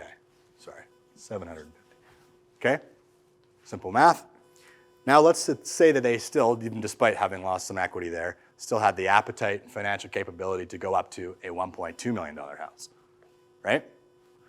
That $1.2 million house had the same 20% hit, which we know it actually is considerably different in terms of how much these different property types got beat up. But even if it's the same, this one's down 240,000. So that difference, that 90K in that difference, would be the move-up buyer's gain when things recover, right? So that's an arbitrage play that makes it a good financial decision for somebody right now to bite off more than they can chew. Will their uncle tell them that that's a good idea? No. No. Will their broke friends tell them it's a good idea? No. The sales prevention team will be there to prevent that. So you have to be enthusiastic about this and be able to, you have to be enthusiastic about this, okay? You have to know your numbers. What's even cooler about this, and why I say 2023 is the year, is that statistically that townhome for 750 is only down 8%, okay? And the hardest hit segment of the market is in that $1 million to $1.5 million.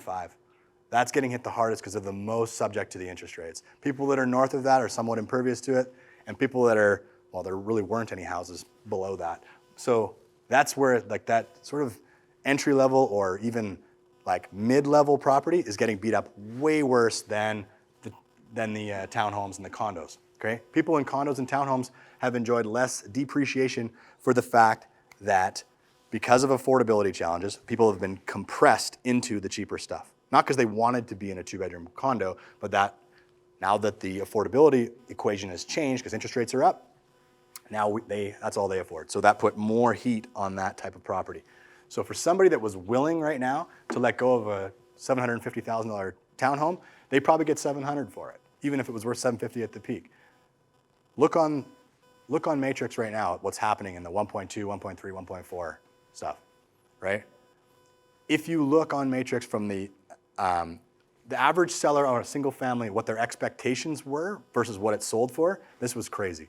1.199 was what the average single family home got listed for, and when you follow that all the way to a sale, it sold for $925. This is massive, massive change, okay? That isn't happening in the townhomes and condos. So could you get excited about that? If you had a client that you sold a townhome to 4 years ago, right? Or someone you just met that had bought a townhome 4 years ago, could you get excited about the opportunity that exists in a move-up world? Yeah, you could transfer that enthusiasm to them because it's a good idea for them. Now, if they're a first-time buyer and they're stretching everything and they're gonna, maybe that's not a good time for them. And you have to be comfortable telling people, hey, I think you should pump the brakes. And when you do that, they refer their friends and family to you. If you're working with an investor, this is a strategy that works really, really well. We call it the BRRRR strategy, okay? Buy at a distressed price, well below market value, add value to it by renovating it, stabilize it, bring in rents. The rental market's still very solid. Refinance it, get all your cash back. If you understand this, if you have a client that is able to finance one house and buy a house that they can go in, they can pull the trigger quick, it's helpful if they're cash buyers. They can pull the trigger quick and get a great deal. You can recycle that same client every 6 months as they go through this. This is what this stabilization process takes about 6 months to do. Go in, renovate, refinance, and you can have one client do multiple deals with you every year. This is a great strategy that if you're doing it yourself, which I highly recommend you do, you can get excited about. You can transfer that conviction to your clients. Should you sell first or should you buy first right now? What's the advice? Right. Because in a market where we're trying not to catch the falling knife, it makes the most sense to sell while your house is worth conceivably the most it's going to be worth for the foreseeable future. And then as time goes on, whether it's 30, 60, 90 days before you have to redeploy, what's happened to the properties that you're looking at? They've gotten a little bit cheaper. As of right now, things are coming down by about 3% a month. That's what they've been doing. So even a 1 month delay on $1 million house serves them 30 grand.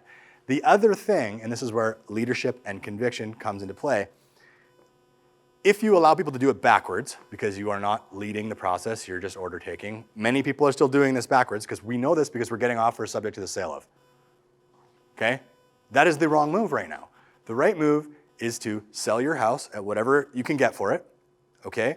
So you're not in a compromised negotiating position.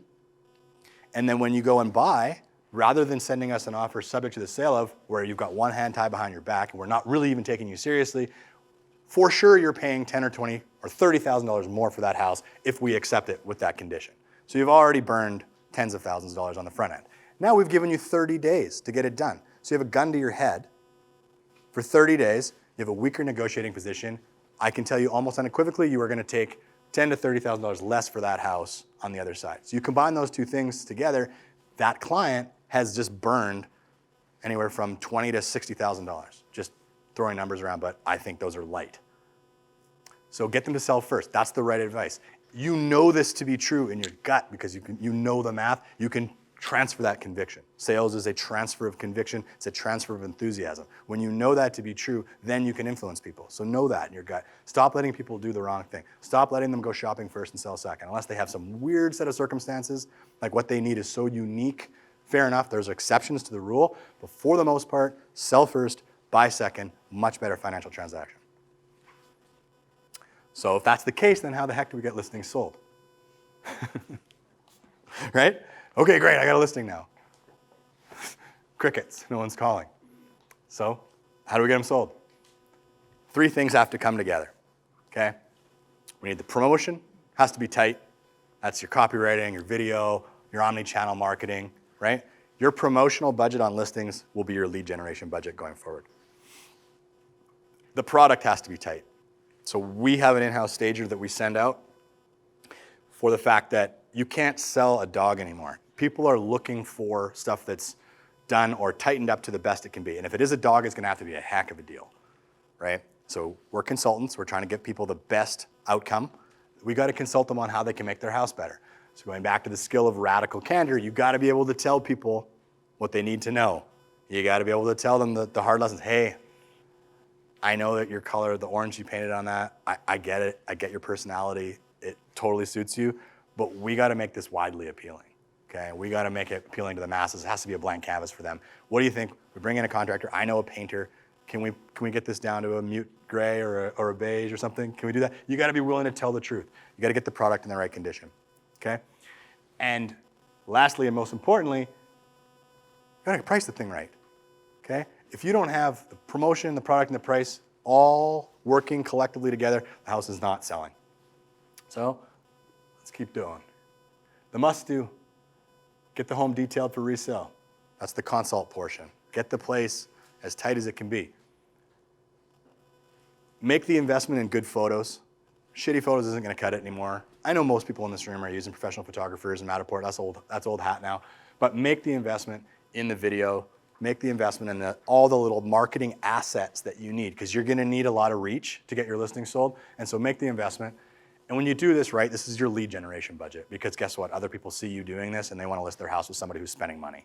Everyone else is playing it small, play it big. Go the opposite. Everyone's going north, go south. If you spend money on your listings right now, you will attract other people who are desperate to sell their home, right? Logical. If you're spending money on your listings right now and you're promoting them, you're gonna have whatever buyers are out there, you're gonna get them, right? So it's a good investment. Spend the money on the listings, you won't get hurt. Thoughtful copywriting, we talked about this already. Omni-channel marketing, super key. Paid promotion. Market we just came from, you could get by not boosting your posts, you could get by just putting it on the MLS, putting in some free stuff. No, now you gotta pay to play. You gotta pay for eyeballs on Facebook, you gotta pay for eyeballs on Google, you just gotta be willing to do it. I'm not suggesting that you're gonna spend thousands upon thousands, but 10% of whatever your commission is gonna be is a fair number to spend. If you're gonna make 15 grand, spend 1,500 bucks promoting this thing. You gotta do it. It's also your lead generation budget. That's how you're gonna get listings, that's how you're gonna get buyers. We have some pricing guidelines, because I think the one thing I see right now is people need the most help is on getting places priced correctly, okay? So first thing you wanna do is find the most relevant comp. Now remember, what happened in the past, really, it only informs the future, but it doesn't mean just because somebody got $1 million for something that 2 months later they can still get $1 million. It's falling by 3% a month, okay? So you have to factor that in. But you wanna be, relative to how much time has gone by, still 2% lower than that closest comp. Because buyers right now are looking for the best value. They are not all gonna flock to you because you're the only house on the street that's listed. That's over. Now, the few buyers have many choices and they are going to only feel comfortable to move forward unless they feel like they have isolated the very best value. You wanna be the one they select, and you wanna be the one they select quickly. So you gotta be slightly below comps. You can't allow your sellers to dream any longer. It costs them too much money. That's the radical candor, and you gotta know that in your gut so you can transfer that with enthusiasm. You should be following a predetermined price reduction schedule. I think 14 days is as long as a property needs to see the light of day before it has a new price. You need to reprice the home so long as it takes to meet the market. Time is not your friend. In a market where things are dropping by 3% a month, it does not make sense. The idea of we will hold out for a better offer, that's not a thing, okay? While you're holding out, your property is going down by 30K a month. So you have to follow a predetermined price reduction strategy. This is gonna get your houses sold. And those price reductions, it's not okay to go from $999 to $989. They gotta be real drops. Minimum 3%, I recommend 5% drops. Stop pissing around with these $10,000 drops, it doesn't cut it anymore. It's not just about getting back on the hot sheets. You need to have access to a new level of clients. Also on the note of pricing, stop using nines.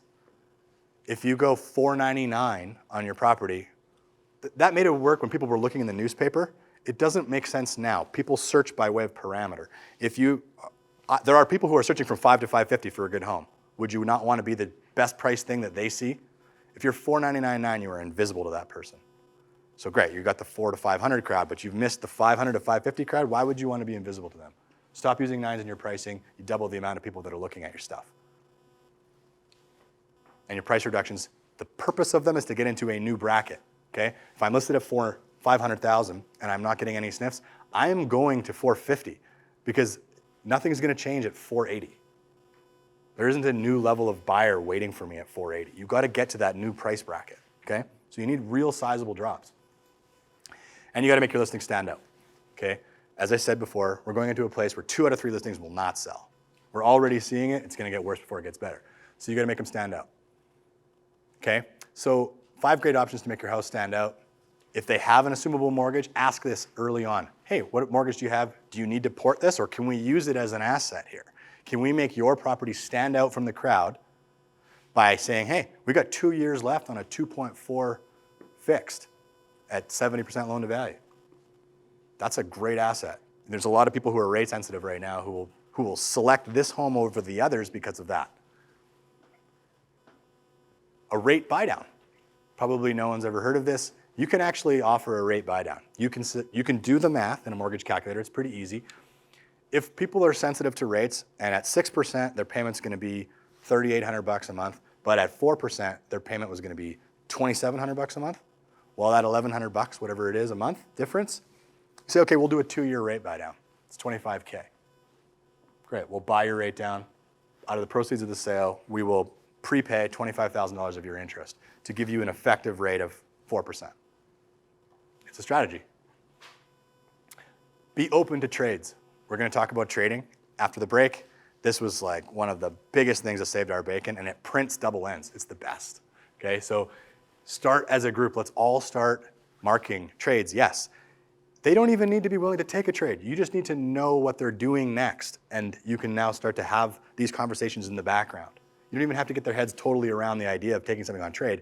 If you know that they have a house and they're planning to downsize to a condo, all you have to do is go into Matrix, put trades yes, and then what do they want? Trade description, condo up to $500,000.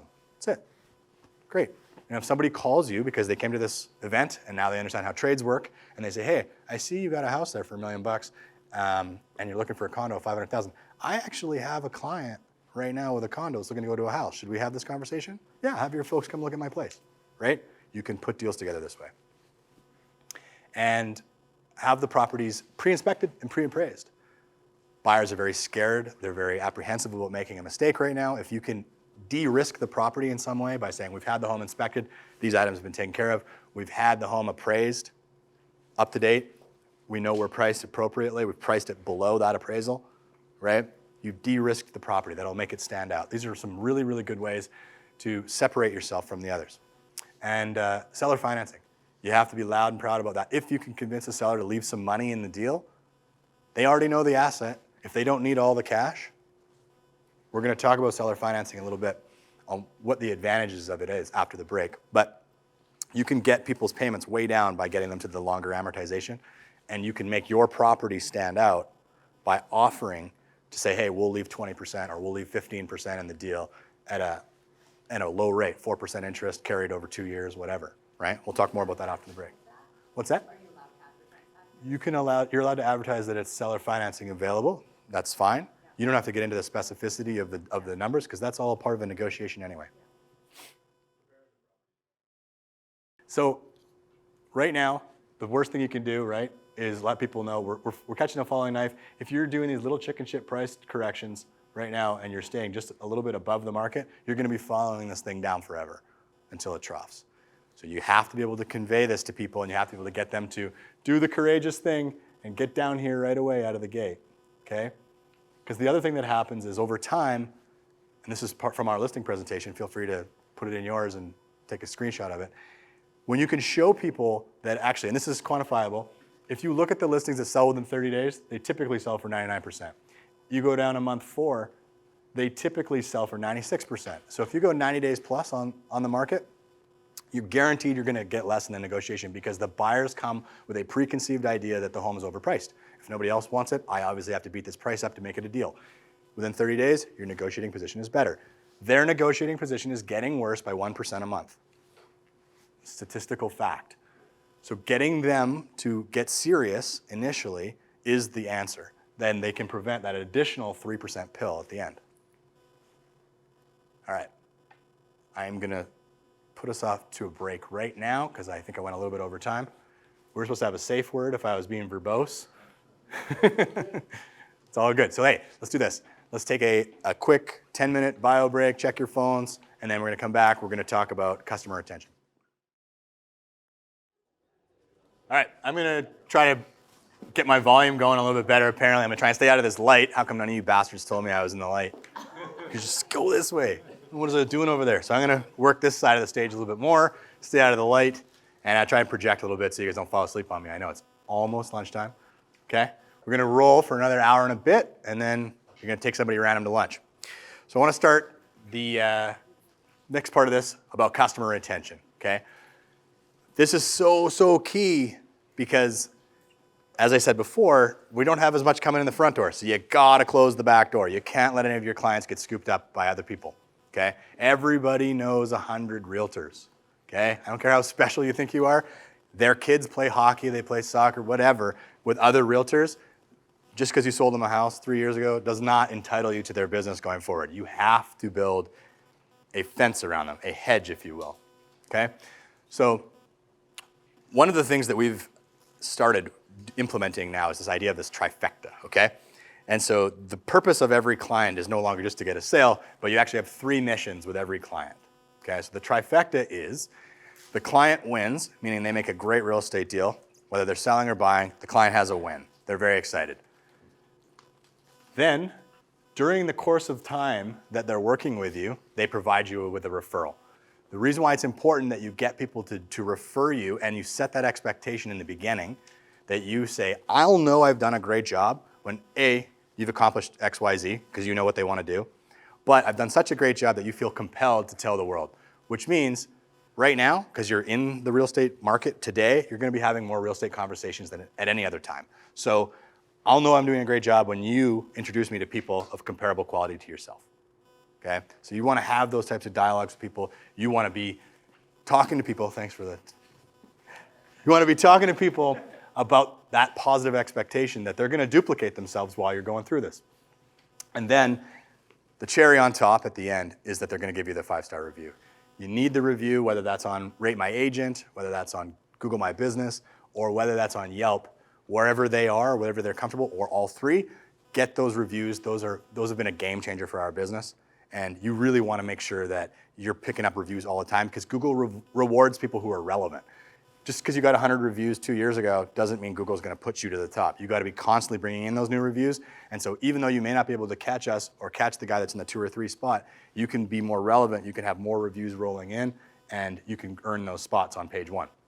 So that's the trifecta. This should be your mission every time you take on a new client You want to have all three. You want to measure this, track this. Am I getting a review and a referral, and is my client winning, right? This becomes part of your flywheel, okay?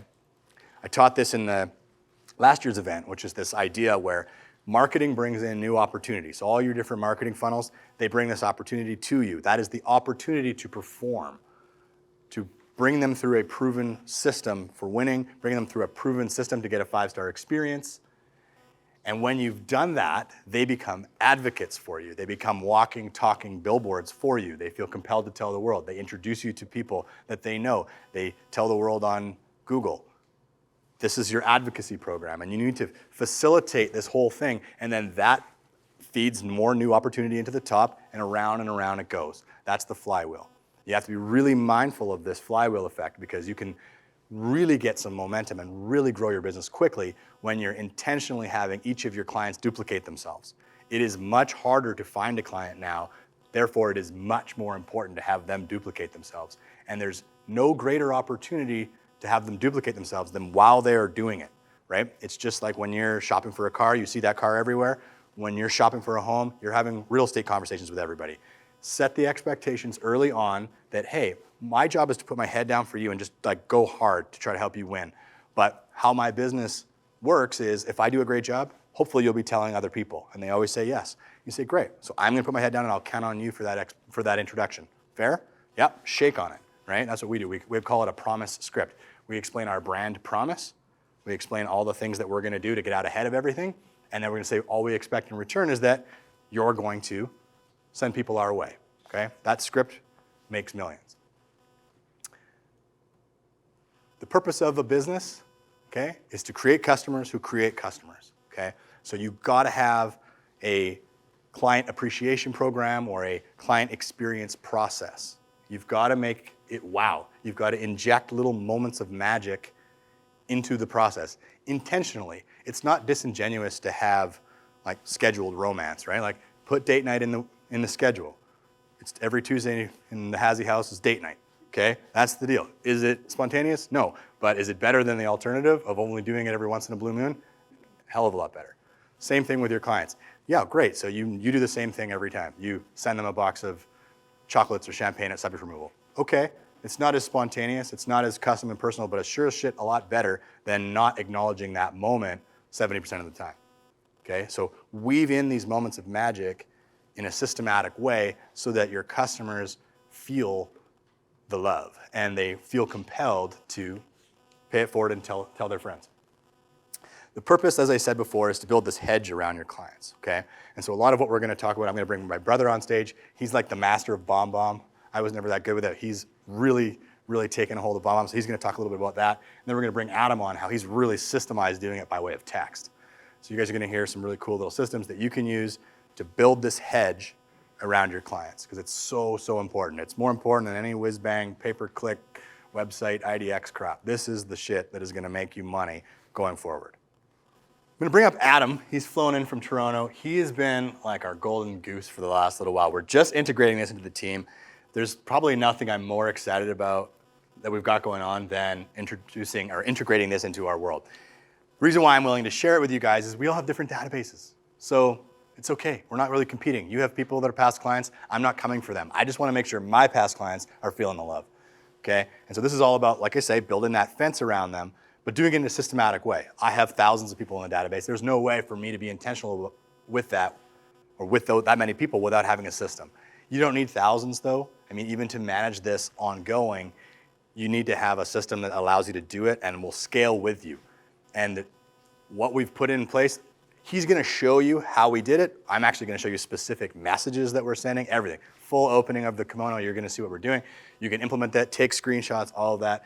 No sales pitch here whatsoever. I just told Adam, come and just show them how we do it. Open the blueprint, show them exactly what we're doing, how we've built out 10 years of campaigns for all of our clients. You can totally DIY this stuff. I don't even know, honestly, if Adam has room to take that many people. He could probably take a couple people on. That's not why he's here. He's here just to show you what we're doing. And if you want to talk to Adam afterwards, obviously, he's here. But without further ado, please welcome Mr. Adam Estrella to the stage. Hey guys, how's it going, guys? Looking super tanned. So It's the down button. So that's always good. Thanks, buddy.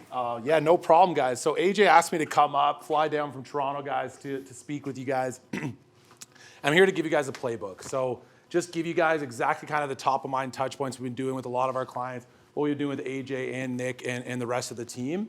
So just so you guys know I know what I'm talking about. Almost 4 years working with just residential realtors on their database and top of mind follow-up systems. We're working with over 40 teams, 100 realtors in total. I've worked with databases from 14,000 contacts all the way down to 80. And our teams are averaging an additional almost 100K a year with the database, about 150 clients. So that could show you guys, if you're not keeping top of mind with your past clients, if it's something you're ignoring, it could show you how much money you might be missing out on with people. And so why do you want to care about staying top of mind, right? So I look at it two ways. AJ agrees with me on this, guys. It's a retention mechanism, obviously making sure teams don't go to other realtors and your clients aren't going to other realtors. And it's also inbound referrals, obviously, and people listing faster with you, right? When you stay top of mind with people, they'll reach out to you. So, I know a lot of teams are doing the call their database thing. What we're finding is the more you're staying top of mind people in like a natural way, they'll actually call you. And so I'm going to give you guys a quick just kind of playbook here. And I really encourage, if you're not implementing a lot of these in your business right now, to take some of this information and at least try to implement some of it. But one of the first things is getting intentional about your monthly touch points, guys, right? So a lot of the touch points you're going to be doing, you want to make sure that they're not super salesy. We're talking holiday touch points, birthdays, home anniversaries. We're giving people value and not constantly mentioning the market, right? I do have some teams, they'll come on board and they kind of want to throw in the, by the way, if you know anybody, don't do that. If it's going to be a holiday, just keep it to wishing you a wonderful Thanksgiving, right? So you want to plan out your touch points. Like many of you may have like your social media calendar, plan it out like a touch point on a touch point calendar. I use whimsical.com. It's a way to kind of visually, you can kind of set it up like a whiteboard. And so it's really good for just planning out your touches there. And then one thing that you guys probably all dread doing, nobody likes doing this, the databases, we've seen the worst databases, but it's segmenting those contact lists, right, guys? So I know you don't want to do this. Super important, though, when you actually take the time to rate all your contacts and put people into A+ clients, A clients, B clients, C clients, then you can appropriately kind of break it down how you're going to touch them, right? Your C clients, the colder clients, you want to go to them and kind of be, hey, Sandra, I know it's been a while. My fault for not reaching out sooner. That's one of the scripts we kind of like to use. Every team has their own flavor, but a good, just so you guys know, like if it's somebody that's been a while and you're afraid of reaching out to them, I've had people, even AJ, some of his clients, 15 years, right? Some of your people. And just take the blame, okay? That's the best way we found to do it. So, hey, Sandra, I know it's been a while. My fault for not reaching out sooner. People will use like the hand-on face emoji. You can make it funny. But just take the blame, and you can move forward from that. We've had people getting deals from 17 years and not talking to people. So this is kind of a format we like to put the contact list in. But you want to take your CSV, have your admin, have somebody put it in a format like this where you can see, okay, where am I missing phone numbers? Where am I missing birthdays, home anniversaries, addresses, different pieces of information there. And a lot of people, they don't think you can export your phone, right? So you have your database contacts. You want to export your phone as well, cross-reference those numbers with the people from your database. Like in AJ's case, and I know even Nick's too, like they captured an extra 20, 30 clients, weren't even in Follow Up Boss, right? So you want to export your phone as well if you can. And then, of course, rate your contacts. Quick little tip, guys. You can gather clients and you can gather lists. So let's say you guys have run like a pumpkin giveaway and there's 100 people. That's probably your A+ clients. You already have some of these ratings done. So you can kind of take that and sub-segment that. Another thing is we stopped doing email about a year ago. Completely stopped. Only doing text message. It's absolutely crushing right now. The key with texting, guys, you want to keep it personal. Okay, so you want to put emojis in. I have teams put photos of them and their family in. Like you want to keep it personal. You do not want to mention the market. Don't mention real estate. Just keep it personal. And that's where you're gonna have success with text. Like we're seeing 75% reply rates right now on text. So if you're getting a 10% open rate on email, you're gonna see like a 75% reply rate. Here's some examples. Not everybody does pictures. People have done GIFs. People do bombs. Nick likes his bombs, right? But the important thing is, what we've seen, and here's actually a couple examples of when AJ sent out a message, this is literally him talking to clients, right? But if you notice, here's what went up to the past couple of years, any big plans for your summer? He didn't say, how's the market, things like that. It was a picture of me and my kid, just to be fair, though. above I know, that. I know. There's a picture of him and his kid. I didn't want to put it in. Yeah, no, it's super cool. cute though. Yeah. Super cute. But yeah, like if you guys notice, and a lot of teams they want to kind of get salesy. They want to throw it in there. Don't throw it in there. You're going to have, let's say you send out 200 texts. 150 of them are going to come back with, yeah, no, things have been great. I've been great. The other 50 are going to ask you questions about the market. So once they start to open up, then you can do your thing, and you'll see here a couple different, ways how, AJ himself and even Nick there in the middle, you can see like, I'm just hopping on a Zoom, like they're just chatting, and then, we're looking for a rental condo and a property. Now, what's interesting is you'll sometimes see this, right? You see 8-4, sure, that works. Nick didn't say anything, boom, they came back 6 days later and reached out to him, right? So another thing is birthday messaging. You're probably doing maybe some Facebook messaging. The problem with the Facebook messaging is 50 other people are messaging them happy birthday on Facebook. When you do it directly to people through text, it's obviously more personal. We like to do it where you throw in a GIF, you put in their name. I even have some teams that get super granular and throw in like what their favorite Starbucks is, right? So they'll actually sit down on a Sunday, write in, I hope you enjoy your triple mocha latte, or I know you'll love a little hike going on, right? So they'll throw that in, and those happen automatically. But if you don't have a system to do it automated, at least make the birthday messaging intentional. Here's AJ's, okay? So he's got his little GIF, and he kind of goes from there, gets a lot of responses. And so another thing a lot of people don't know is you guys can actually pull your birthdays from Facebook. So if you guys have a lot of clients on Facebook and you're worried, I'm building out my database, I don't have a lot of people's birthdays, you can export your Facebook clients and it'll pull their birthdays. Then you just cross-reference that with the database you've already hopefully rated, right? And that part sucks. I'm not going to sugarcoat it, guys. It's not fun. Okay, it's going to be 3 hours. It's not going to be fun. But once you have it done once, and you just move on from there. Home anniversaries. So we've had a lot of success. Home anniversaries are good if you guys are doing it. That's good. And it's nice to get a generic home anniversary. We're having a lot of success with specific messages depending on the years in their home, right? So a couple examples, I'm gonna just flip ahead. Couple examples here, guys, and there's so many examples we have, but one of my favorite ones is kind of like, if you look at, do I have year 4? Yeah, so year 4, you're letting them know, hey, you probably took a 5-year mortgage, renewal's coming up soon. It's probably started time to look at your mortgage. Like a touch point like that is not just a generic happy home anniversary. They don't care, okay? But year 4, like if I'm the client, I'm like, oh shoot, like I probably should look at my mortgage, and that's a helpful touch point, right? Or little tip for you guys, like the way that we do year 3 or year 5, we actually bake in the home valuations as basically make them like, we make it part of your process. So we'll tell clients, hey, you're at year 5 in your home. Traditionally at this time, we like to reevaluate your home. And so the clients, when they get that, they just think it's part of your process, and they're actually just reaching out naturally, like, yeah, okay, what time's our home valuation? And it's also helpful for them to know, okay, how much equity have they built up, right? We're talking Ontario and BC markets here. We're getting a lot of equity in 5 years. My Calgary teams, not as much, right? But here's a couple examples here. And then investor anniversaries. AJ's a big fan of these, right? And, to your investors, you can get a little bit more numbers focused with them. Listen, 5 years in your investment property, should we start tapping into the equity? Is it time to divest? We can leverage the gains, right? Getting into that kind of thing, and having it automated is always nice, right? And like these will go out automatically depending on the years, but you can definitely do this too. If you have a little extra time, get your admin to, okay, what are we gonna do on the specific years, and have them do it. And it's just more contextual to the client, right? So holiday touch points, one of our favorite touch points here, just because they're so non-salesy, right? Like who can get mad at Sandra wishing you a wonderful Thanksgiving evening, weekend, any fun plans? Where people do the holidays wrong is they're gonna, they bring up real estate. Don't bring up real estate with the holiday touch points, guys. Just make it about the holiday. You can do it the weekend before. There's almost an excuse every month to touch people. I mean, couple months are a little sketchy. Like where's August? But yeah, other than that, like holiday touch points, love them. It's a genuine check-in with clients. Let them bring up the real estate conversations, right? Here's a couple examples here. Some of the teams are doing, right? I had a guy on Dog Day in August, big dog fan, put a GoPro on his golden retriever, sent that out, crushed. Actually had 2 listings from the dog video, okay? It sounds funny, but like real business comes from like some of these fluffy touch points, especially some of my more serious teams in the room.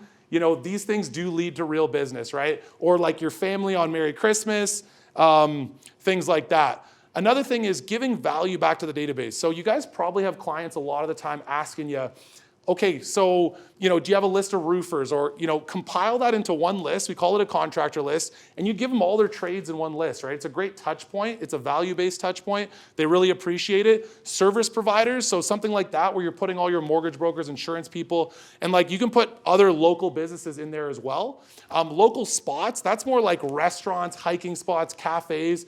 Place like Kelowna, right? We have people that want to know these kind of things. Okay, where is the good spots to go? Where is the best ski hill? You can use your knowledge of the local market and put that in a list and give people that value, and then some tips to winterize their home. So little ways of doing that where you put it together and you can give it to people in a concise way. And then the next time they say, can you send me a plumber? You just send them a link. Hey, right? Adam. Yeah. These are really, I've been loving these. Can you share with people how you do this with like, what's the software for people who want to DIY it and build these lists out? Like we just got you to do it, but like if somebody wants to just do it, how are they doing that? Because you've created like a little web page for us for every one of these. Yeah, it's a landing page, right? So the landing page, you can create the landing page with any kind of software you guys like.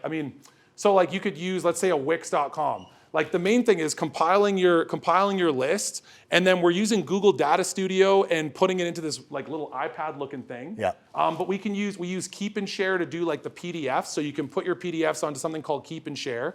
Take the Keep and Share, put it into the link. When they click the link, then it'll take them to the PDF, right? So that's a way of doing it, but obviously make sure there's good content in there, right? So you text that out, that link to that, exactly. And then they go and they land on the landing page. Exactly, right? So if we're gonna text out something for AJ, hey Sandra, whatever time of year you make it textual, I thought you'd really appreciate this list of our trusted contractors in the area. Boom, link right below, they click it, go straight to it. Right? Now, a little pro tip with you, I don't know how I'm doing on time, but a little pro tip is if you're doing something like a services list, it's a great way to build up B2B relationships in the market. Meaning, if you put on 100 different people that you're affiliated with that appreciate your service, text them all too. Hey, Sandra, I put you on my services list. I'm sending this out to all my clients. 450 people are going to see this. I hope you get some great business. And just leave it at that. We've had definitely success with don't put that little last part of by the way. Just leave it, give them the value, okay? They will come back to you, especially when you do it at scale. So that's kind of giving value back to the database. Automating the follow-up, I don't know what everyone's process right now is when somebody says, I want to buy in a year, right? And every team has a different process. Some people throw it on the calendar. Some people might put it into follow-up boss. Hopefully you're not ignoring those notifications. A lot of people do.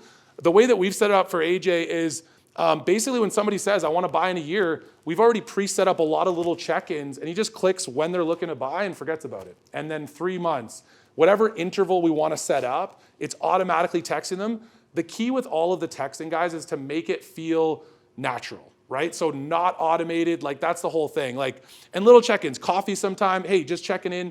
If you want to take the time, you can put in something like, I knew that your cousin was looking to co-sign. You can put in ahead of time little messages about what the follow-up's about. But the general thing is make sure you're automating your follow-up there. Automated CMAs, really good.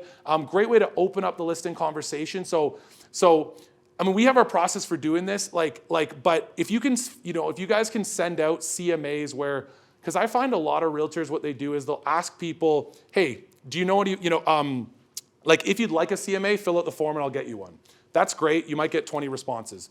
We found better success doing the forgiveness rather than permission. Show people the numbers, get 300 of these things, send them out, let them see the numbers, because they'll be calling you saying, and a lot of times they'll be calling you and saying, but I did all these renos and I did this and that. Perfect. Now you're in a conversation with them. Oh, what kind of renos did you do? Okay, are you looking to sell? It just opens up that real estate conversation. They're good. They're grateful to know the appreciation.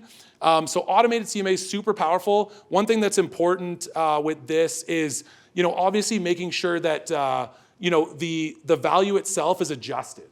Right? So you guys are able to see the way that you guys can actually pre-adjust the value. So if it came back at $1.2 million, you think it's worth $1.1 million, you put in minus 100,000. Okay, now they'll see the number that you put in. But definitely flipping the script. I would encourage you guys to flip the script on, rather than asking, do the forgiveness rather than permission approach. Give people CMAs if you can. Let them see the numbers, especially Ontario and BC markets. One thing on that, just before you keep moving, because you're ripping quick. How he's doing that? Am I going too quick? No, you're good. I just want to. Sorry, guys. They told me to go quick. Yeah, I'm trying HPI, the HPI tool in you guys understand that we have that in Realtor Link. You can go to the HPI, you can go to price estimate. And then as long as you know when they bought it, which you can do through a tax search, but ideally you have it in a spreadsheet and you have them all predetermined, that can actually all be done really, really easily. You could even hire a VA if you don't want to hire these guys, hire a VA to manage that, and you could have all of those HPI.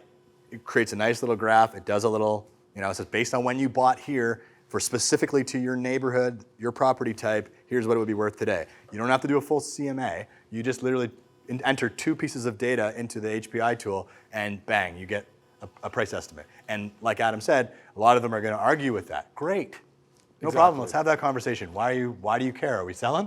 Let's go. Let's have that chat. Exactly. And yeah, so one of the things this is based on is the HPI. So you guys can go in there manually, grab this, grab it. We just put it in a more visual kind of appealing way, but if, you can definitely use the HPI and get that. And yeah, a quick little point about this is definitely like when you're going to send these out, if you're going to send these out, let them know it's a surface estimate, okay? Because you don't want to just say, here's the estimate of your home. Let them know, listen, this is a surface estimate. It doesn't include renos. Now, the way that we typically follow this up, when you send this out, because we already know ahead of time, I already know what they're going to say. So they're going to say, I've done a bunch of renos. So you actually have a form set up, a survey. When they say I've done a bunch of renos, send them a survey where we can see, okay, what kind of improvements have you done? And we'll actually get them to write in. Because when they say that, you text them back, yeah, no problem, just fill out the survey. It's like 4 questions. What kind of renos have they done? I like sneaking a question in. This is a good little tip. You sneak a question in of what their moving time frame is. Just sneak it in. So in the middle of the survey, what's your moving time frame? Moving in less than a year. I've had so many teams that were so surprised at some of the response. They had no idea that Sally was looking to move in less than a year, or sometimes less than 3 months. And now they're having a different conversation with them. They're calling them right away. Here, Nick sent this out. Here's Nick's, right? So he was getting people coming back to him saying, hey, I'm moving in less than 2 years. I'm moving in less than a year. He had 2 people say, looking at an investment or second properties, right? That's huge for him. He can go back and now call them and get into that conversation. So annually, you know what everybody in your database is thinking about doing, right? And so you can time out, as you said, these predetermined follow-ups. But how comforting is it to know if you send out 100 of these, you got 10 or 12 pieces of business that come from that? Maybe they're not all coming tomorrow, but now you know that it's happening and on what timeline. Yeah. It's huge. And they've also given you permission to basically talk about it, right? Like they've entered this in. Now you can go and do your thing and talk to them. And depending on the question about moving time frame, you can have that conversation with them. And a lot of teams, if somebody says they're moving in less than 2 years, you can use your knowledge of the market like AJ was talking about and saying, guys, 2 years from now, we might be even lower. I'm going to be straight up with you, right? So you can, I've had teams push up the date, right? Because you're keeping up with them.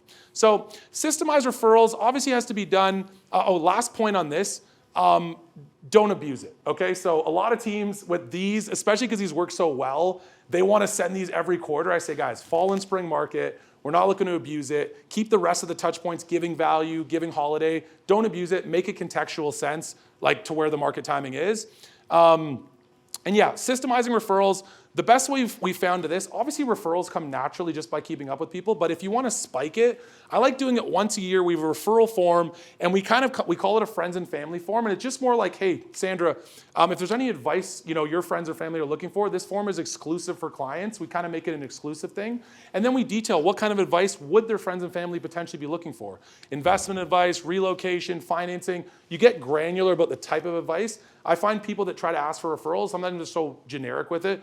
Sandra, is there anyone I can help in your network? Like getting more specific, like what kind of advice do people in your network, and by breaking it down to the type of advice they might be looking for, they can start to think in their mind, oh shoot, like my aunt was looking for financing advice. Okay, so we go from there. So again, that's just a page, a landing page, which you could create a type form. Like type form is an easy plug-in survey on there. You can just create this landing page, and then you have a little link, little bit.ly link that you can text people in an automated way, and it'll go right to that referral form. Yeah. That's a huge piece. Yeah, that referral form also, it's nice because when people see that you have a systemized process for referrals, it also can increase the likelihood of giving you, rather than just a blanket, hey, I'm always here for your friends and family, send me it. When it's like, I'm here for your friends and family, this is exclusive, but here's our formalized process for this. When they see there's a formalized process, also more likely to actually fill it out. Nurturing realtor relationships, I think this one is huge. This is so underutilized. And a lot of our teams will actually nurture other realtors like you would nurture a client, just in a different way. Shannon would be good for this because she's got a huge network of realtors that send her business. people that have like big networks of realtors, right? You obviously want to do it. Like realtors are people too, so they like little holiday messages. I do have teams though that will do it differently. Like you might send a realtor meme, like a funny meme or stuff like that to your network to kind of engage them on their level, right? But putting them on birthdays, not as aggressive. We don't like to do this as like a client, where clients I like to do every 4 to 6 weeks. But nurturing realtors, huge missed opportunity. Same kind of principle. We're not looking to really give, like we're not looking to say, hey, do you have anyone, like just giving them value, checking in with them, building that relationship, let them come to you. It's very, inbound approach. Systemizing Google reviews, guys. So I actually spoke with a team this week. They were saying, like, I'm having a problem getting Google reviews. Okay, what are you doing? They're sending out a text, and they're wanting a Google review. They want to rate my agent, a rank my agent, a Facebook review, all in the same text. Okay, I'm like, no. One at a time, right? One at a time. For Google reviews, there's an easy way you guys can grab your Google reviews here. We tell people go to business.google.com in the Get My Reviews section. That link is the magic link. That link over there is going to take them, when people click a link, right to leave the stars. That's what you want to do. When you're sending people to Google reviews, you want to make it really easy for them. Now, a little tip on this one is if you have a lot of reviews, let's say on Facebook, copy all those reviews. This is an easy way to get 20 reviews. Copy all the reviews they've already left you on Facebook. Send it to the same person. Say, Sandra, I've copied your review below. Do you mind just reposting this on Google? Here's the link. And it's really easy to just jack it up because they've already left it. It takes them 2 seconds. We have different scripts for getting reviews, right? But yeah, Google reviews definitely, and AJ obviously has no problem with those. But let's get them, looking to get them to 1,000. So post-closing, super interesting. This one actually came. We've been doing this almost 4 years. Again, this was all client demand. So like they came to us, like you guys got to figure this out for us, because the problem that they're having, I don't know if you guys have the same problem, is you sell someone the home, you have this great relationship, and then communication drops off, right? So why, right? And it's because you're onto the next deal, you're busy, you're doing your thing, but it's actually a great time to get referrals when you check in with them post-sale. It shows them that you didn't care about just the sale and you want a long-term relationship. The way that we're doing this with AJ and their team is, automating this, essentially. So we've automated like his post-closing follow-up, right? So, he set it up the way, every team sets it up the way they like to, but in his case, he wants just checking in, how was your first night? Then he has, 4 days in, I believe it is, he's actually talking about, hey, great people know the great people, I'm always here for you. He's doing more of a referral ask. Then he's asking for the Google review automatically a week in. Then he's starting to give them a contractor list for some value. I think that's about a month in, 2 months in. And so now, you get a lot of, especially in that first 2 weeks of the post-closing, we're seeing a lot of referrals come in just because people are having friends and family come over to the house. They're seeing it. You're keeping up with them. But post-closing, there's also a pre-closing you can do as well. Have a systemized process where, go ahead. Well, I was just going to say, go back to that, let people take a picture of that. That 137 closing program is huge because, again, they're in the moment of still having those real estate conversations. People, how's your new house and everything? How was your experience with your realtor? This is the moment where you're going to have the highest likelihood of getting a referral. So if we go back to that first one there, like checking in, just, hey, how was your first night? Hey, how was your first few nights? And then I have a secondary, that's a two text sequence that goes out. And then the third one, just checking in after a week. Maybe you want to send us a review, cool. And then we go into the 30. This one here is really important because now we're sending the link to our contractor list. Day 60, we're sending a link to our favorite spots. Have you had a chance to explore the neighborhood a little bit? Here's some of our favorite spots. Boom. And then a few months later, hopefully I've earned the chance to be your trusted advisor for life. My network's your network, blah, blah, blah. And just kind of cherry on top. That's kind of the end of the post. The end of the post-closing, exactly. In mine, I like to ask for opportunities to put my cape on, right? So Yeah, we yeah. moved in and it's like, hey, you must have found some things I can help with. Look for an opportunity to go above and beyond because they expect everything you've done until the point where you cash your commission check. Anything you do after really shows that you care. So the goal is to find something that you can do above and beyond after you've cashed your check. That's where then later asking for reviews and referrals become much easier because you show that you cared. Yep. If you can solve a $200 problem, $300 problem for somebody, that's a great investment. Like if it's some little thing, you send your handyman up there to deal with something, or my second garage remote doesn't work, send JP from garage door opening place over there to get him a new opener. Like that kind of stuff, if you can solve those little things, that's like client for life material. Yeah. And every team has a different way they do it, right? Some people don't do the direct referral ask. I mean, I like the approach that AJ has here just because, again, the way that he's kind of written it, right? And it'll pulls in their name and it's natural. Like one thing I've learned about after 20 years in the business, Sandra is great people, like different ways of doing it. Here's another way. I have other teams do it, right? But that post-closing, having it automated is obviously super nice, but you can have your admins set this up where it's like, okay, as soon as that post-closing happens, you give them the date and at least it systemizes a process for them where they're reaching out, or you can do it within FUB, just, hit those notifications, right? Booking calendar's nice. I mean, this is more of just like, because I know Calendly's great, but the way that that we've set up the calendars, it's like before the actual showing or a couple days before, they're actually getting text reminders about the meeting. So rather than just having it, okay, they booked on your Calendly, now it's on their calendar, it is nice if you can set it up where 2 days before the showing, okay, Sandra, our showing's in 2 days, okay, our showing's in a day, our showing's in an hour. During COVID, a lot of my teams had the, put in the COVID stuff, right? So have your mask ready, all that thing. Having that kind of systemized on the booking. Some bonus for you guys, I use Real Info Box, okay? So what this does is it gives you a CMA. It's only available, all my Ontario teams are super jealous. We don't have it here. You don't, in checked Kelowna, into it. Vancouver only. No. Okay, Sorry. Shoot, sorry guys, sorry. But you can kind of like- Don't tease us with this. Yeah, I teased you, yeah, shoot. But one way like that we have found to do the market stats is because you guys can get market stats, you guys can get them, okay? Yep. So get your market stats, put them on the PDF. The best way we've found to do it is going contextual to the neighborhood the person lives. So, if I'm in Toronto, I don't care about the city of Toronto stats, right? I live in Ronsonsville, I want Ronsonsville stats. So getting contextual to your clients about which neighborhood they live in and giving them those stats, they'll respond a lot better. We just see way higher responses when you send out 7 to the people that live in a specific area, but like 5 of them are responding. It's like, oh, that's cool. I didn't know about our specific location. So if you guys can get neighborhood stats, try to separate them contextually. Virtual business cards are always cool. Basically you put up a landing page, throw a QR code on your business card, and the next time you meet somebody, hey, they just basically scan it. There's little technology, you can have like rings that do this kind of stuff, but an easy way to do it is set up a landing page, put all your different socials there, everything, and then throw your QR card on your business card. You want to talk about the one question, or I can go into it? Yeah, this was something that we came up with last year. We all did it manually. We didn't have a system for it. Now we've systemized it with Adam, but this was a prospecting campaign we did. And I actually shared this at our last event.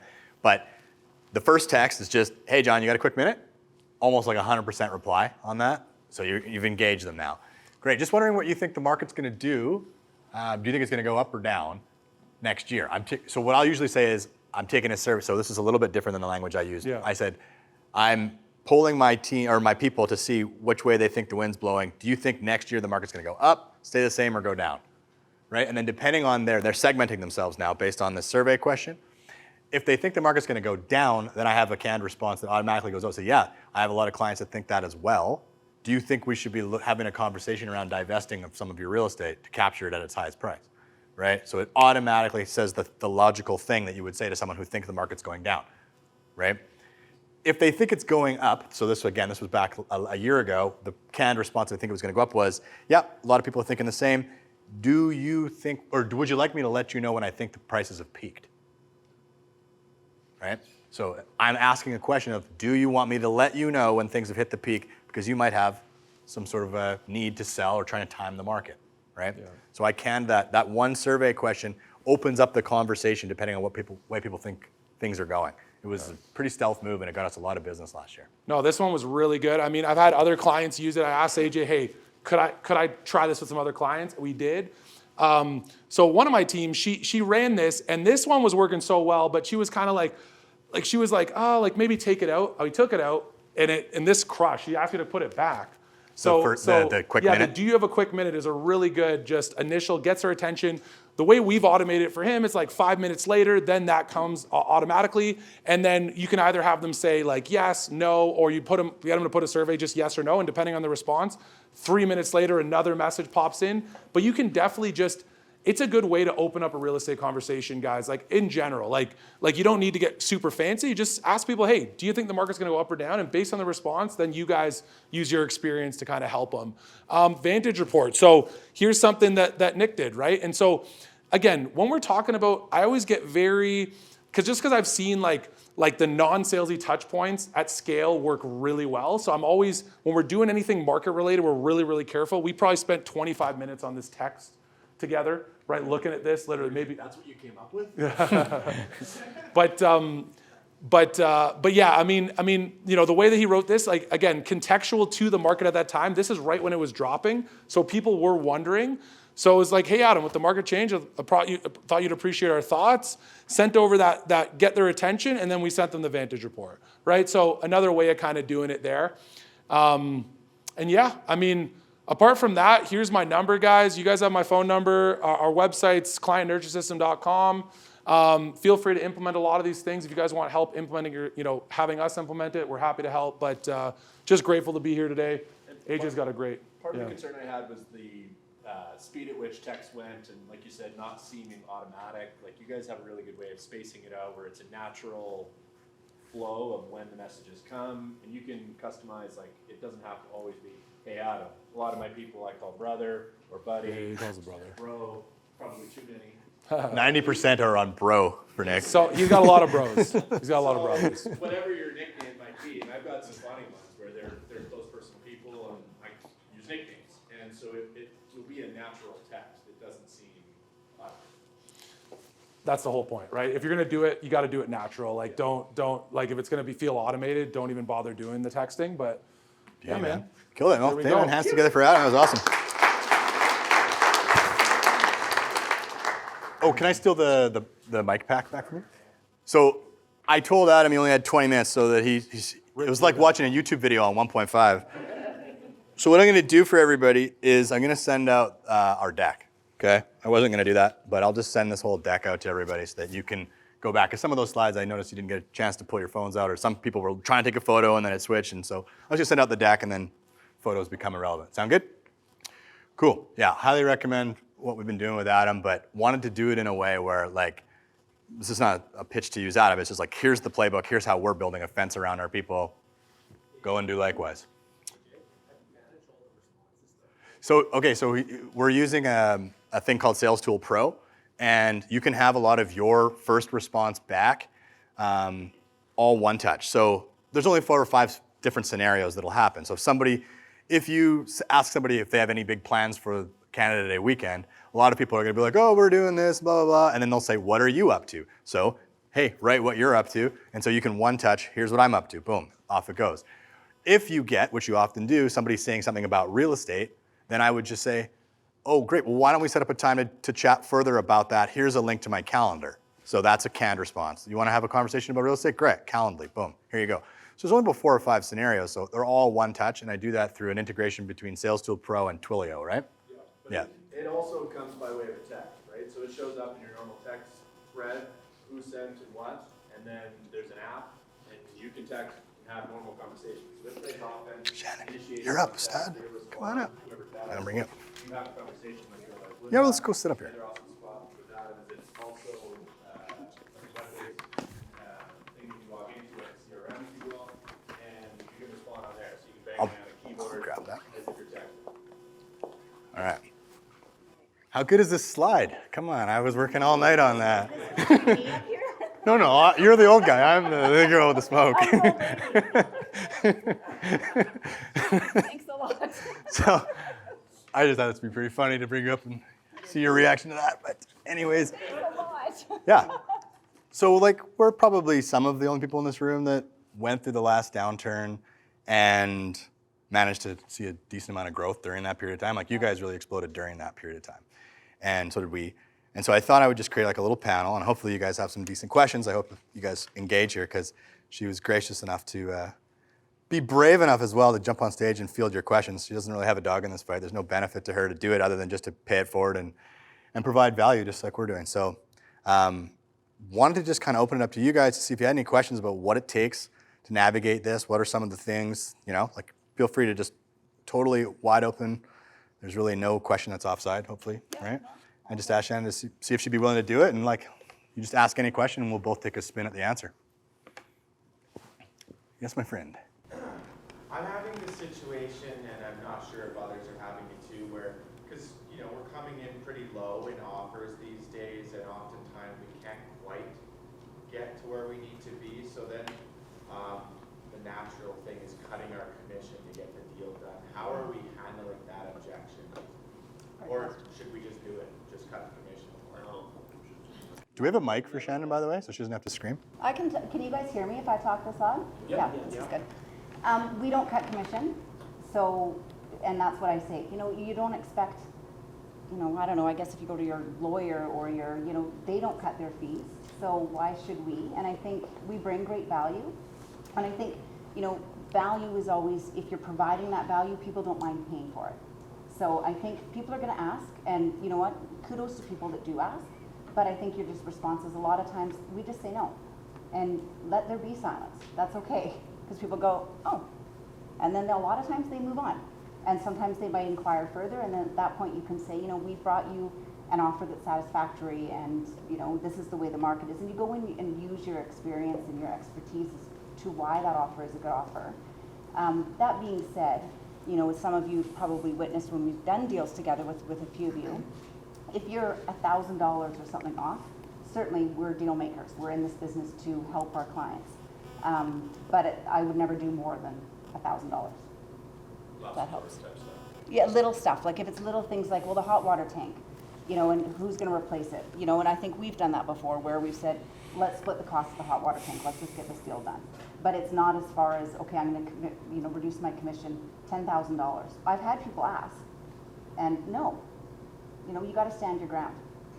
My opinion. We've got a dialogue I can send you. It's kind of like multi-layered objection handle to commission cutting that we train on it. And it's like you said, a lot of people are going to ask. Most people only ask once. Some people are balls here, they'll ask a couple times. As long as you're loaded with some confident responses, you can usually get past most of them. Yeah.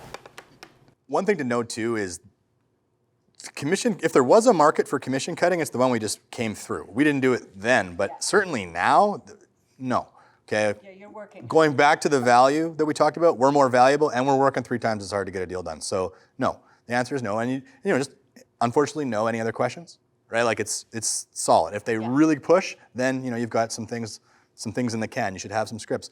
But to your point about like how do we bridge the gap, that's where if you're working on behalf of the buyer, they need to trust you enough to take, if you tell them, look, I'm going to negotiate, I'll set your expectations such that I'm going to get the best deal possible, and when I find it, if I think it's a good deal, with your permission, I'm going to endorse it. If I don't think it's a good deal, I'll tell you to walk, right? And so you have that conversation when you get there and you say, look, I've ground everything there is to be grinded out of this deal. It's not their opportunity now to start grinding your comp. You've set the expectation. I'll get it to the best deal possible. Typically, the pressure comes from the other side, where there's no relationship. The other realtor or the other agent or the seller's agent says, hey, my client wants us to cut our commission. Stand your ground with that agent. You don't even have to have the conversation with the seller. Just say, no, I don't get involved in that. Like having a policy, so it's like, we don't do that, right? People's circumstances, especially if they're selling, they want the deal every bit as much as you want the commission, trust me. So stand your ground, be confident, you won't need to bridge the gap with your fees. What else we got? That's a good question. Can I get one from both of you? If you were to go back 10 years ago, when Vantage was kind of newer, when it was Tamara and Shen before they grew where they did now, what was your morning like? You know, coming in 2009, 2010. Can you tell me a little bit about how you structured your day and tried to kind of be intentional versus reacting to all the stuff around us? Yeah, do you want me to go first? Or Sure. you go first? So back then, because of course the market changed, not as quickly as this market changed. Holy cow, I've never seen a market change this quickly. But anyway, back when the market changed, we became really systemized. So we had time, just like we do now, to become systemized, and so that's what we focused on. I would write out my to-do list. I still do it. I write out my to-do list the night before. Who am I going to phone? Who am I prospecting? What meetings do I have? You know, so every day I know when I wake up what I have to do. So I do that the night before. I wake up in the morning, I work out. You know, I do all of that kind of stuff before I get my kids off to school before, you know, 8:30, and that's when I then start my day. But, you know, I'll return text messages and stuff at 5 or 6 in the morning, but I'm not officially working until 8:30. I'm always home for dinner. That's just sort of my rule for my kids, and then I'll go back out if I have to at nighttime. We're scheduled. We're pretty scheduled and systemized with how everything is that we do.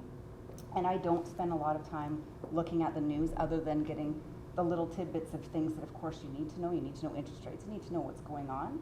But the doom and gloom, you know what? Just ignore that. Put your head down and work. Nice. You're up early though, eh? I'm up super early. Yeah. I get up at 5. Noticing a common theme, yeah. Yeah. Yeah, and to be fair, like going back in the rearview mirror, so thinking back to the time 2009, I would have been 25, 26. I hadn't really adopted the systematic approach yet at that point because Michael Plowman, our director of operations, who taught all the systems to me, didn't happen until 2012. So I had to really think about that. That's why I made Shannon go first. What I remember doing though was I would have a list. So we didn't have a real systematic approach. We didn't have really any like great routines we were following at that point.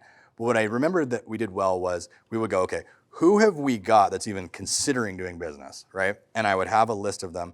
And then next to that, I would say, well, what's their problem? Like, what's the issue that they're facing, right? And then I would have what's that potential solution?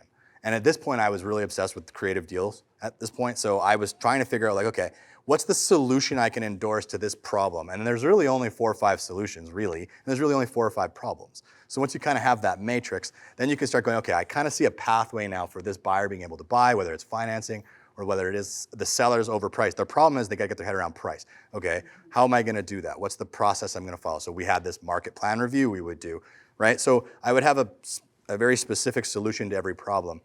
And then the other thing that I would do, so that would probably be kind of how I would start the day. And then in the afternoons, I was always trying to find opportunity. So I would spend time looking at the hot sheets, spend time really looking to see, okay, where are the deals? Because I knew if I had deals that I could put those out to a group of people and I would likely be able to match somebody with a willingness to get their checkbook out with something that was a good enough deal. So I spent a lot of time at that point in my career deal hunting. So it was like problem solving, deal hunting. Those were my main objectives when I was just a cowboy in real estate trying to make it when things had changed. Boy, yeah, good question though. I got a question regarding what type of value do you bring to your clients in a declining market like we're in, when you you've done your marketing up front, you've got your certain price where you thought you should be, their expectations were a little high, but over time you brought them down. Now you're at 60 to 90 days into this process, and your only tool in the tool belt right now is to reduce price. So how do you bring value each time you have that conversation with your clients besides just, hey, we got to reduce? Yeah, that's good. I'll take the first one so you have more time to think this time. For us, it's all about, first of all, not taking ownership of the price initially. So I don't think that one of the values that I bring is telling you what your house is worth. I have a process whereby together we can take our best educated guess at where we think we should position it in order to be able to sell. But my listing presentation and the value that I bring is very heavy on the negotiating the best possible deal and very heavy on helping you navigate the market. We're facilitating this whole thing. It's a moving target. I'm gonna do my best to guide you through this process and help you stay ahead of it. And when we do finally get an offer, then I'm going to be the person that's negotiating on your behalf to get you the best possible deal, and then I'm gonna do all that in a 5-star fashion. None of that has anything to do with the price. Okay, so we don't take ownership of the price, therefore we don't feel bad when we were wrong. So we go there, we say, look, I don't know what your house is gonna sell for. The data suggests it should be in this range. Where do you think we should position it against these 2 or 3 comparables that other buyers are looking at? Okay, now also realize prices are dropping by 3% a month. Here's the process we're gonna follow to make sure we're not chasing it downward. I'm gonna do a predetermined price reduction schedule. We're gonna cancel the listing or remarket it at day 30 if we have to get new eyeballs on it. I have a process, but my value isn't just because I've fired my cannons on Facebook and put it on the MLS. I have not spent my value yet. My value is in the entire process up until the point when they hand the keys over. So I don't have an issue having that conversation, provided I didn't take ownership of the price initially. It's a key piece. Yeah, great answer. I don't have much more to add to that other than, really it's a partnership. So when you're taking on a listing, you are in a partnership with them. And again, as you said, we don't take ownership of that price. It's what the market dictates. And the market dropping 3 to 5% a month, we don't own that. But all we can do is advise them as to, okay, how do we get ahead of this? And probably the best thing is to list your house slightly undervalued so that you get some eyes on it and you kind of create that pending event. We all need pending events to try to get people to jump into the market right now. So how do we create that with a seller? And so that price point is the number one thing. And then of course the marketing, you can switch your branding. Who do you think the buyer profile is? Maybe we didn't nail it necessarily the first time, or we need to expand it, or maybe you can sort of have some conversations about that. But in a market like this, the number one thing is price. Yeah, the product itself too, a lot of times you give somebody advice, you gotta declutter, you gotta Yeah. make this room, you know, here's, your garage is full of stuff, so it's no longer an asset, it becomes some dumping ground when they view. So you're missing opportunities to have value when a buyer can concede that. They may not listen to you the first time you go to a listing appointment, but later, look, it's not working. We did it your way. Now that advice I gave you, it's no longer advice. This becomes, you want to sell, this is what you have to do. And it goes back to AJ saying, you have to be willing to hit people between the eyes. It's not about what's easy and comfortable. It's, you hired me to consult you to make sure that you don't leave any money on the table. You got to do some heavy lifting. Get the stuff out of your garage, declutter, prep for the sale. And that second market plan review that AJ talked about would be a time where you really reinforce that original conversation. You go back to the 3 Ps. We've got the product. We can make the product better. The promotion we've satisfied because we come with a marketing report that shows thousands of eyeballs on it. So we're really not there to discuss the effectiveness of our marketing. We're demonstrating the effectiveness. So now let's talk about the other 2 levers, which is the product. Are we making that better? Or, okay, no, then great. That leaves 1 lever to pull, which That's is pretty key. You have to satisfy the fact that you've done your job. I'm here as a professional marketer to make sure everybody knows it's for sale. The other 2 things are both the product we're selling and the price we're asking.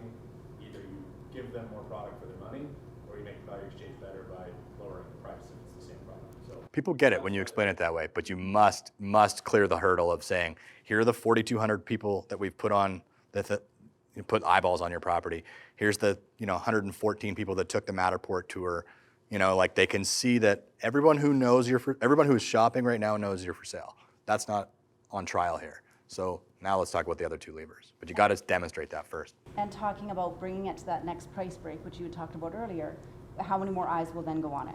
What are we seeing? And really knowing the stats. Like I love looking at stats and figuring out, okay, what properties are selling, as you had talked about that 1 million to 1.5. We've seen a change and a shift drastically in that price point. But knowing some of those numbers and knowing, okay, well, if we jump, down from 1.1 down to 999 or a million, all of a sudden we're going to have totally different eyeballs on our property, and here's why. So it's just being really factual. And as we said, it is a partnership. Sometimes we'll say to people, so have you had anybody drive past the property really slowly? And they're like, no. Wow, well, maybe you need to increase the curb appeal. Maybe put some flowers out. Like, it's a partnership. I like that. Just as you said, cleaning out the garage, doing some of these things. It's what are they doing to also help make sure the property sells well? That's their job. Nice. Question over here. I totally agree on the fact that, as far as pricing the property, helping a client price their property, that's not the thing that we should lead with. But, early on in when we become realtors, that's often what we lead with when we're trying to list properties. Heading into a market now where it's a little scrappier, you're going to get agents that are going to be trying to compete on price. I'm just wondering, what your thoughts are on trying to get a commitment from the seller to work with you prior to giving them the price. I got a good answer for this, but go ahead. Go ahead. Sure.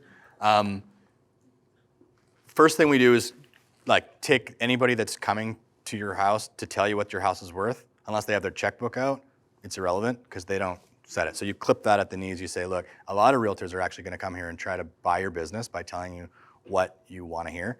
This is not the market for that. I'm here to tell you what you need to hear. Do I have your permission to speak freely with you? And they go, yep. So now you've clipped that. You say, good, I'm going to share with you what we do to get homes sold and how our process for getting you the most amount of money. And then we're going to discuss how to potentially, together as a do-with process, we're going to figure out where to position your home. I do my marketing presentation. At the end of it, I ask them a tie-down question, which is, based on everything you've heard so far, do you feel that I'm the best qualified to handle the sale of your home? And then I don't proceed until they give me a yes. If they say, well, it's decent, and compare, so what else have you seen? Help me understand that. I want to understand the differences, but I'm not even going to get to price until I've gotten them to acknowledge that we're the best to handle it. Because it's irrelevant. The price, I don't set it. The other agent doesn't set it. You don't set it, unfortunately, Mr. Seller. The market sets it. You're looking for a verbal confirmation there. Verbal confirmation. Yep, you sound like you're the most qualified to handle the sale. Great. Now let's talk about how together we'll position your home in such a way that it's the most attractive to buyers. And I find too, asking them, directly to saying, what's most important to you when selling your house?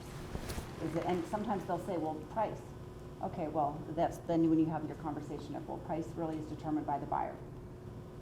Value is determined by what a buyer is willing and able to pay. And unfortunately, we don't decide that. You're not cutting the check. Yeah. But asking them what's important. I was just saying pricing couldn't be more important because all buyers right now, they want to buy ahead of the market just like they were on the way up. And somebody who's prepared to pay more than what something is worth to try to get on the trajectory of things, right? It's okay. When I get the keys, it'll be worth it then. Well, it's kind of the inverse now. Nobody wants to pay what it's worth today. So if you've got a guy that's a couple percent above what it's probably worth today, well, it certainly won't be worth anywhere near what you're asking by the time somebody gets their keys. You have to give somebody a deal that's worth getting off the fence for right now. So if you're not pricing where it feels like you're leaving some meat on the bone, you're not going to get the showings that result in action, right? We don't want just showings. Showings are painful, they're pain in the ass. We're not going to write an offer. I'd rather be dreaming in peace and not have to clean up my house, right? So you really have to price competitively to the point where you're giving them a deal that compels them to take action. Yeah, all set. Some really good questions. Any others? What marketing has been the most successful versus waste of money? Good question. Most successful in this market? I think really, I think when you look at sort of, again, it's the value, because you have to look at what the cost and the spend is on marketing versus what the value is. And I think when you look at some of the stuff you can do on social media for free, essentially, creates great value in what you can get in return for it. Billboards and all of these things that are brand specific, those are really hard to obtain one deal to. So they create your brand and they create your, you're known in the marketplace, but it's really hard to say, okay, that was by that one deal. For us, actually, it was back in these times, we did actually a lot of snail mail. So we kind of went back to basics back in 2009, 2008, 2009, and that was effective for us at that point. The market's changed now. I mean, that's a long time ago. So, what's most effective now will be different than what it was in that market at that point. For sure. What are your thoughts? Yeah, I mean, I think for us, the investment, like if we're talking specific to getting listings sold versus what's a waste of time, the investment in really good photos, really good marketing assets, I think is well worth your time. And then the other thing that we've invested heavily in is what we do in advance of the listing. People have this idea that we're doing it to double end stuff in-house. That's not why. It makes it so much easier to get the listing sold early when you've created pent-up demand. So any money that you can spend early to let the world know this listing is coming, and they're going to change it on us now, Jan 1, where we actually can't do it. I guess enough people complained about the coming soon programs that now we're going to only have a 3-day shot clock. That's still fine. That's all you need. Let the real estate group know on Facebook something's coming. Put the sign rider up. Send out a blast, a targeted email blast. Send out a targeted, try to own the digital footprint for it very early, like doing all omni-channel on social so that Google knows that you guys are the authority on the listing. But all that stuff that you do in advance of it going listing is going to be your best investment. And then ongoing, figuring out who the client avatar is and targeting them on the socials, on Facebook and Instagram, are probably going to give you your best bang for your buck, where you drive them to a forced registration, where they have to register in order to see more. You might show them 1 or 2 pictures of the property, and then they have to register at that point. So sending them to your website, to a specific page, that's going to be like, if you're really looking to quantify your marketing dollar, spending the money to get the reach to a particular demographic, which is harder and harder now because Facebook's made it so that you can't get super targeted, but you can do age still. So you can figure out kind of the age demo of your, and your geolocation, and then you drive them to a landing page and get them to register. That's going to be your best bang for the buck. And are you looking more for like yourself as a realtor getting your name out? Marketing as well, like do your headshots on the highway, those work, people call and say, hey, I saw a picture on the highway, I want to work with you. No, like truly, I don't get people phoning and saying, or I don't know, you get people phoning. I get people approaching me randomly. Hey, I know you from somewhere. I'm like, Somewhere, fucking yeah. billboard. What do you do? I think the big thing is don't be a secret agent.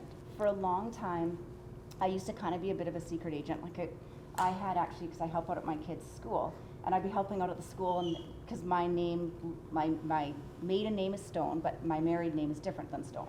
So at school, I was kind of like, oh, this is cool. Like people don't know my real last name, and I'd be helping out at the school, and one of the times I had one of the moms feeling, so nice. Do you work?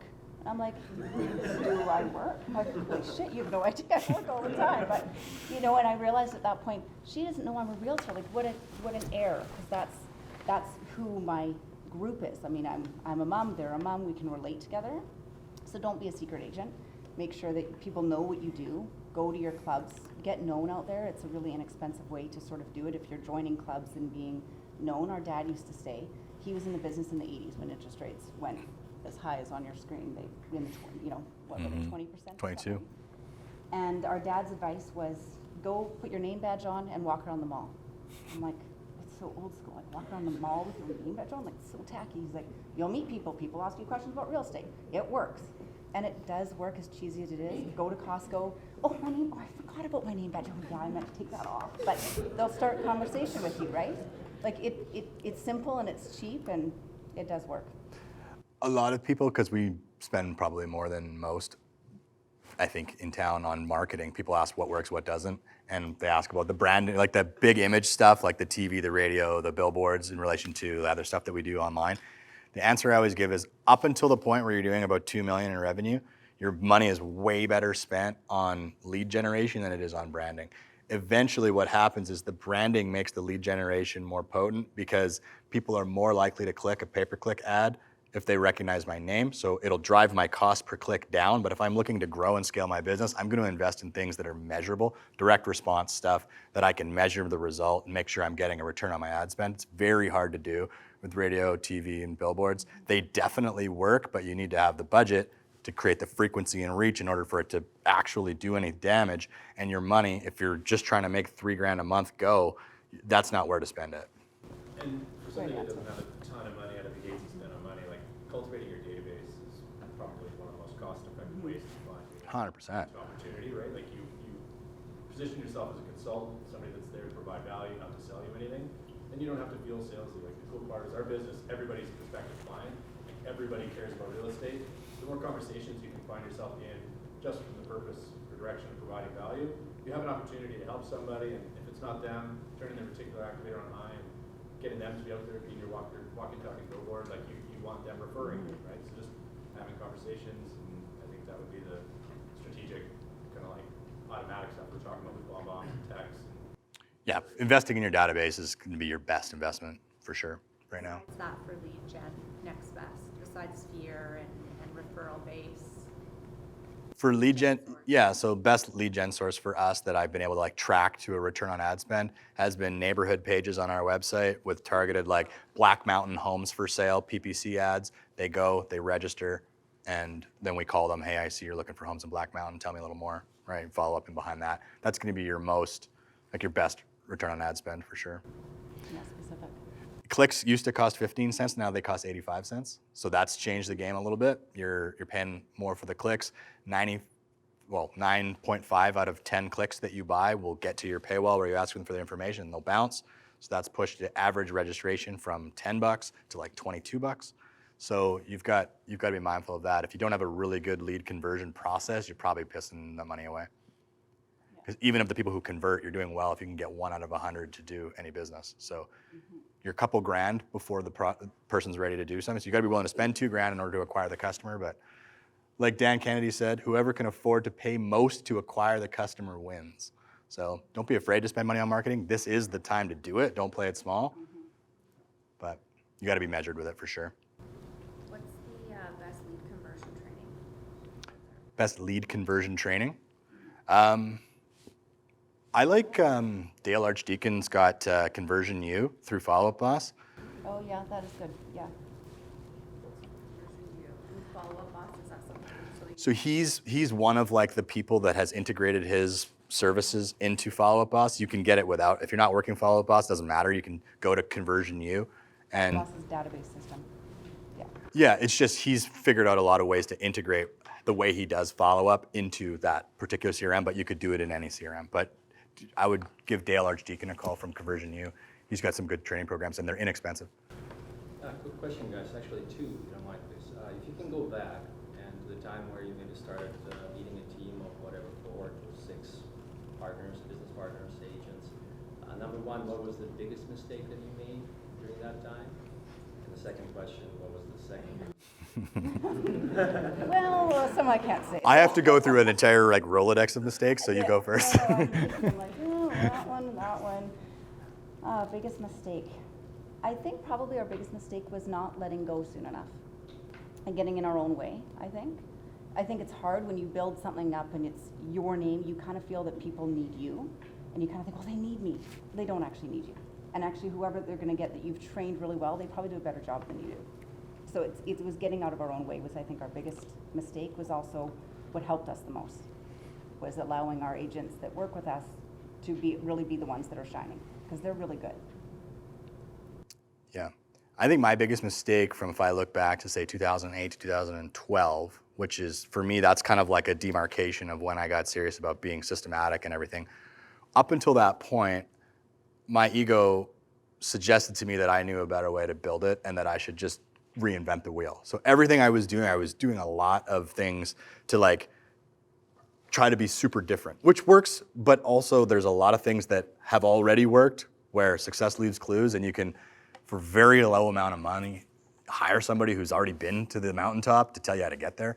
It wasn't until 2012 that I got serious about hiring Plowman Team Systems, and I said, okay, give me the roadmap. I want to scale a team. I've got all these programs, like all these things, these whiz-bang things, but they're not scalable because I didn't have systems. I had programs, but no systems. So once I got serious, so the biggest mistake I had was pissing away really 14 years, because I started my brokerage, I started in 2001 and didn't really get serious till 2012, so 11 years, without really following anyone's advice. I literally thought I was smarter and that I could reinvent the wheel. Lo and behold, the way to build a team is well documented. You don't have to reinvent it.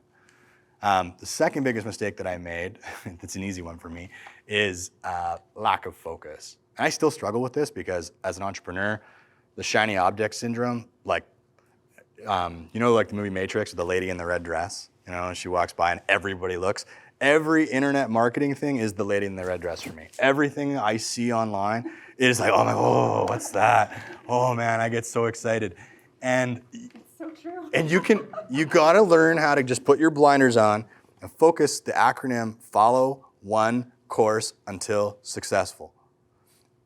I would have made gazillions more had I been more focused. I got so caught up, everything from different marketing stuff to different businesses. Like I've created different business lines and different things, little side hustles. I have a construction company. Why do I have a construction company?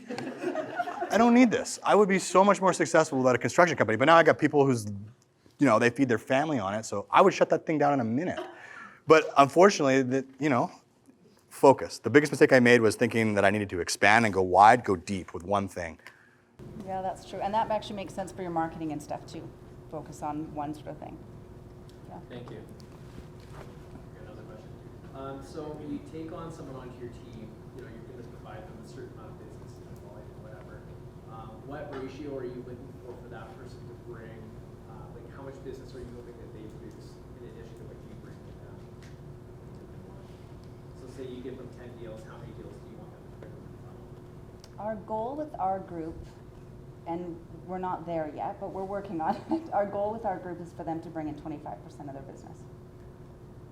So that's our goal. The way that I've done it, just by way of numbers, is I will scale up our lead generation and our amount of opportunity by enough that, based on our average conversion, would result in between 2 and 3 deals a month for that new person. And it's really scalable that way. Now, that leaves room in their business for them to do 1 deal a month from their center of influence, which is right around the average of what people do, anywhere from 10 to 12 from their COI.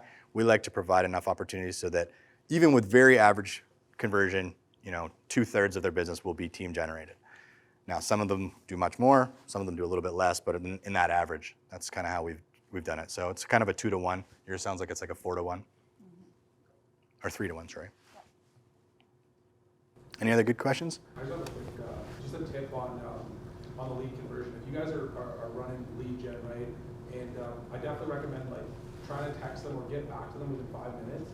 And a good question that some of our teams use is, would you prefer a text or a call?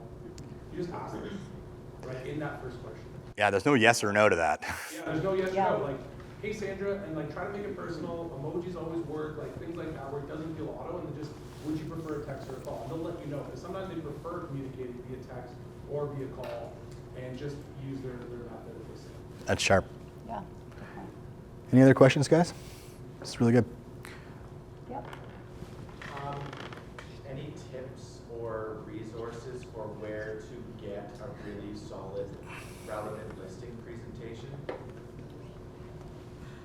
I just did that program. I'm behind on my credits or whatever, so I'm trying to do all these courses. I've left it to the last minute. By the way, you all get 3 credits for being here, just so you know. We do? Yeah. Oh, that means I'm set. Perfect. I didn't know. You got to go in self-directed, though. Like, it's not automatic. You got to go into the back end and go self-directed and then put what it was. Oh, On that note, awesome. I think we have to take attendance for that. We have a thing. We have an attendance thing. We'll turn it into a thing. Eventbrite will spit it out. But I just did that auto prop thing I had never done it before, that's in Matrix. You guys probably have done it. That thing's pretty good to do like a basic CMA if you wanted to. It's not what we use, but I was pretty impressed with all the information that comes up on that. Yep. So you could utilize that. As far as an actual CMA, we've designed our own. You guys probably designed your own. Yep. I don't know, Not the CMA, the list. Presentation itself. oh, like when you're actually meeting with the people and, yeah, we did our own too. You guys probably have, but I'm sure there's YouTube videos or something on it. Yeah, you know where I found one that was pretty decent? It was Keeping Current Matters. I don't know if you've subscribed to them, but they have really good relevant stats on that. And I think somewhere in their suite of services, they have but you can go online and like type in listing presentation for a realtor. There'll be a bunch. Look through the ones that, really the important thing is are you doing those things? Like you couldn't copy ours because you're not doing the things that we're doing. You got to figure out what is your value stack, right? And with a listing presentation, you need a couple things. Number one, you need to be able to satisfy that you have the best exposure in the market, right? You got to be able to satisfy that. Then you need to be able to satisfy that you have a service process that you're going to bring them through this in a 5-star way, right? Then you have to satisfy that you're a good negotiator. So we like to demonstrate our negotiating average against the industry. It's very easy to beat the industry. So you can demonstrate that and quantify it. We're outperforming the industry by 1.5%. Your home is 1.2 million. This is about an $18,000 savings based on what an average agent would be able to get you. So that quantification. So we have like a process, value stack, talk about the money that we save, and then we go into some of the risk removals. So we have a guaranteed sale program, but you could have a risk removal which is as simple as a day-to-day listing. I've been running the day-to-day listing since like 2009, which is if at any point you don't feel that I've lived up to the promises that I've made here or the expectations that I've set, you can fire me at any time. That gives you the comfort to know that you don't have to worry about this being a marriage, and I have my feet to the flames. I have to perform, otherwise you can gas me. And they like that. So you remove the risk, and then you ask them the tie-down question at the end. Based on everything you heard, do you think we're the most qualified to handle the sale of your home? Everything else you put in between is, it's just got to be enough to satisfy that hurdle so that they say yes when you ask them that question.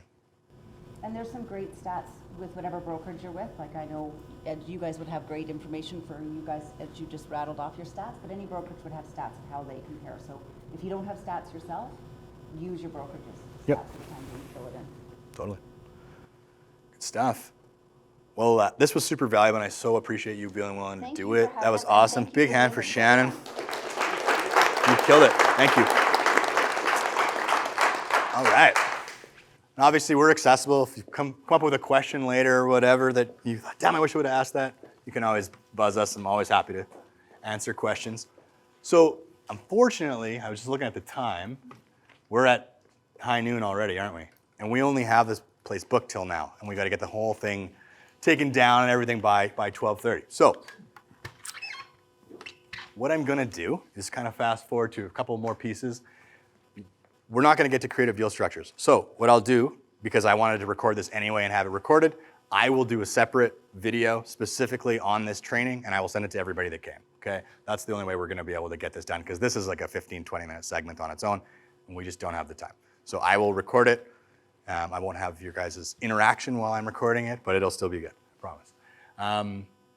I did want to talk about trading, though, while you're here, because I know some of you won't watch the video. Trading is super key. Shannon and I did this back in the day. We used to actually have these like go fish brunches or lunches where we would show up with our inventory, because we would have lots of inventory. And all you really needed to know is what your people had, which we all do, if you know what they have, and where they want to go when they're done. And then you sit with somebody across the table and you look at their stuff, and you're looking for a two-way match. Okay? Somebody with a condo looking to move up to a house, somebody with a house looking to move down to a condo. Hey, let's introduce our people. You take my problem, I take your problem. Okay? 2 ends on both sides. 4 ends created out of thin air. This works really well when nothing's moving. Right now, things are still moving to some degree. But when we get into the absolute depth of this market, where literally it's a total standstill, this is how you get out of gridlock. These trades saved our bacon back in 2009. People need to move, right? Like, They gotta move. If you've got, so you have as many deals as you have move-up buyers. That was one thing I learned when I started getting into trades heavily, is it's very easy to convince somebody with a $1.4 million house, particularly if they built it or have moved on already. It's very easy to get them to take a $700,000 townhouse that's all now rentable, by the way. This just made things much easier because before the next question was, can I rent it? And a lot of times the answer is no. Now the answer is yes. So all stratas are rentable. Great. You can take this rental property on. I'll find a tenant. I'll send it to our property management division. They'll find a tenant for you. We can get you kind of close to a break even. But the good news about this is if you take this on, you don't have to take a big pill on your place because it's you take my problem, I take your problem. They don't refute your price at $1.4 million because you're willing to give them full blast on that townhouse. Why would the person with the townhouse do it? Because they need all the equity in order to be able to get up to that price point, right? They can't take the pill that they would need to take. So you have these people who are in these situations. You can take those, especially if you've got the move-up buyer, you can take and shop them almost anywhere. There are tons of people sitting on $1 million stuff that they're trying to sell that will happily take something of lesser value on trade.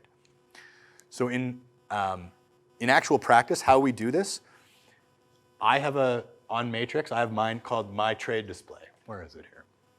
Yeah, see up here? You have different displays that you could create. So I created a custom display, and what I have is I have the other agent's name. That's the important piece of information. So this gives me people to call, okay?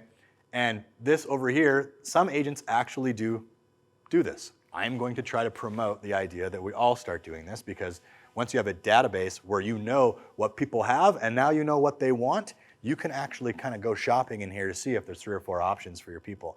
And then you know exactly from this exact display, you know exactly which realtor to call and say, hey, I got a client. And you're calling on behalf of your move-up people. Don't call on behalf of your people that are looking to take less. They're not valuable in this situation. The valuable people are the move-up people, okay? And there's lots of options in here. And sometimes people will just put bring your ideas, call them too. Right? A lot of people are vague about it. They're just like, hey, I don't know, something of lesser value. Cool, call them. Hey, I've got this, right? So super nice little hack there. When you upload your listing, upload it as trades yes. You don't have to have your client 100% ready to take a trade. You just need to know where they're going and whether or not, simple question. If I could solve your next property simultaneously and they bought your property for a great number, would you want to hear about that? That answer is always yes, okay? So in which case, everybody is really a candidate for trading, unless they're leaving town and they have, they're just a hard no, okay? I'm not gonna get into seller financing 101.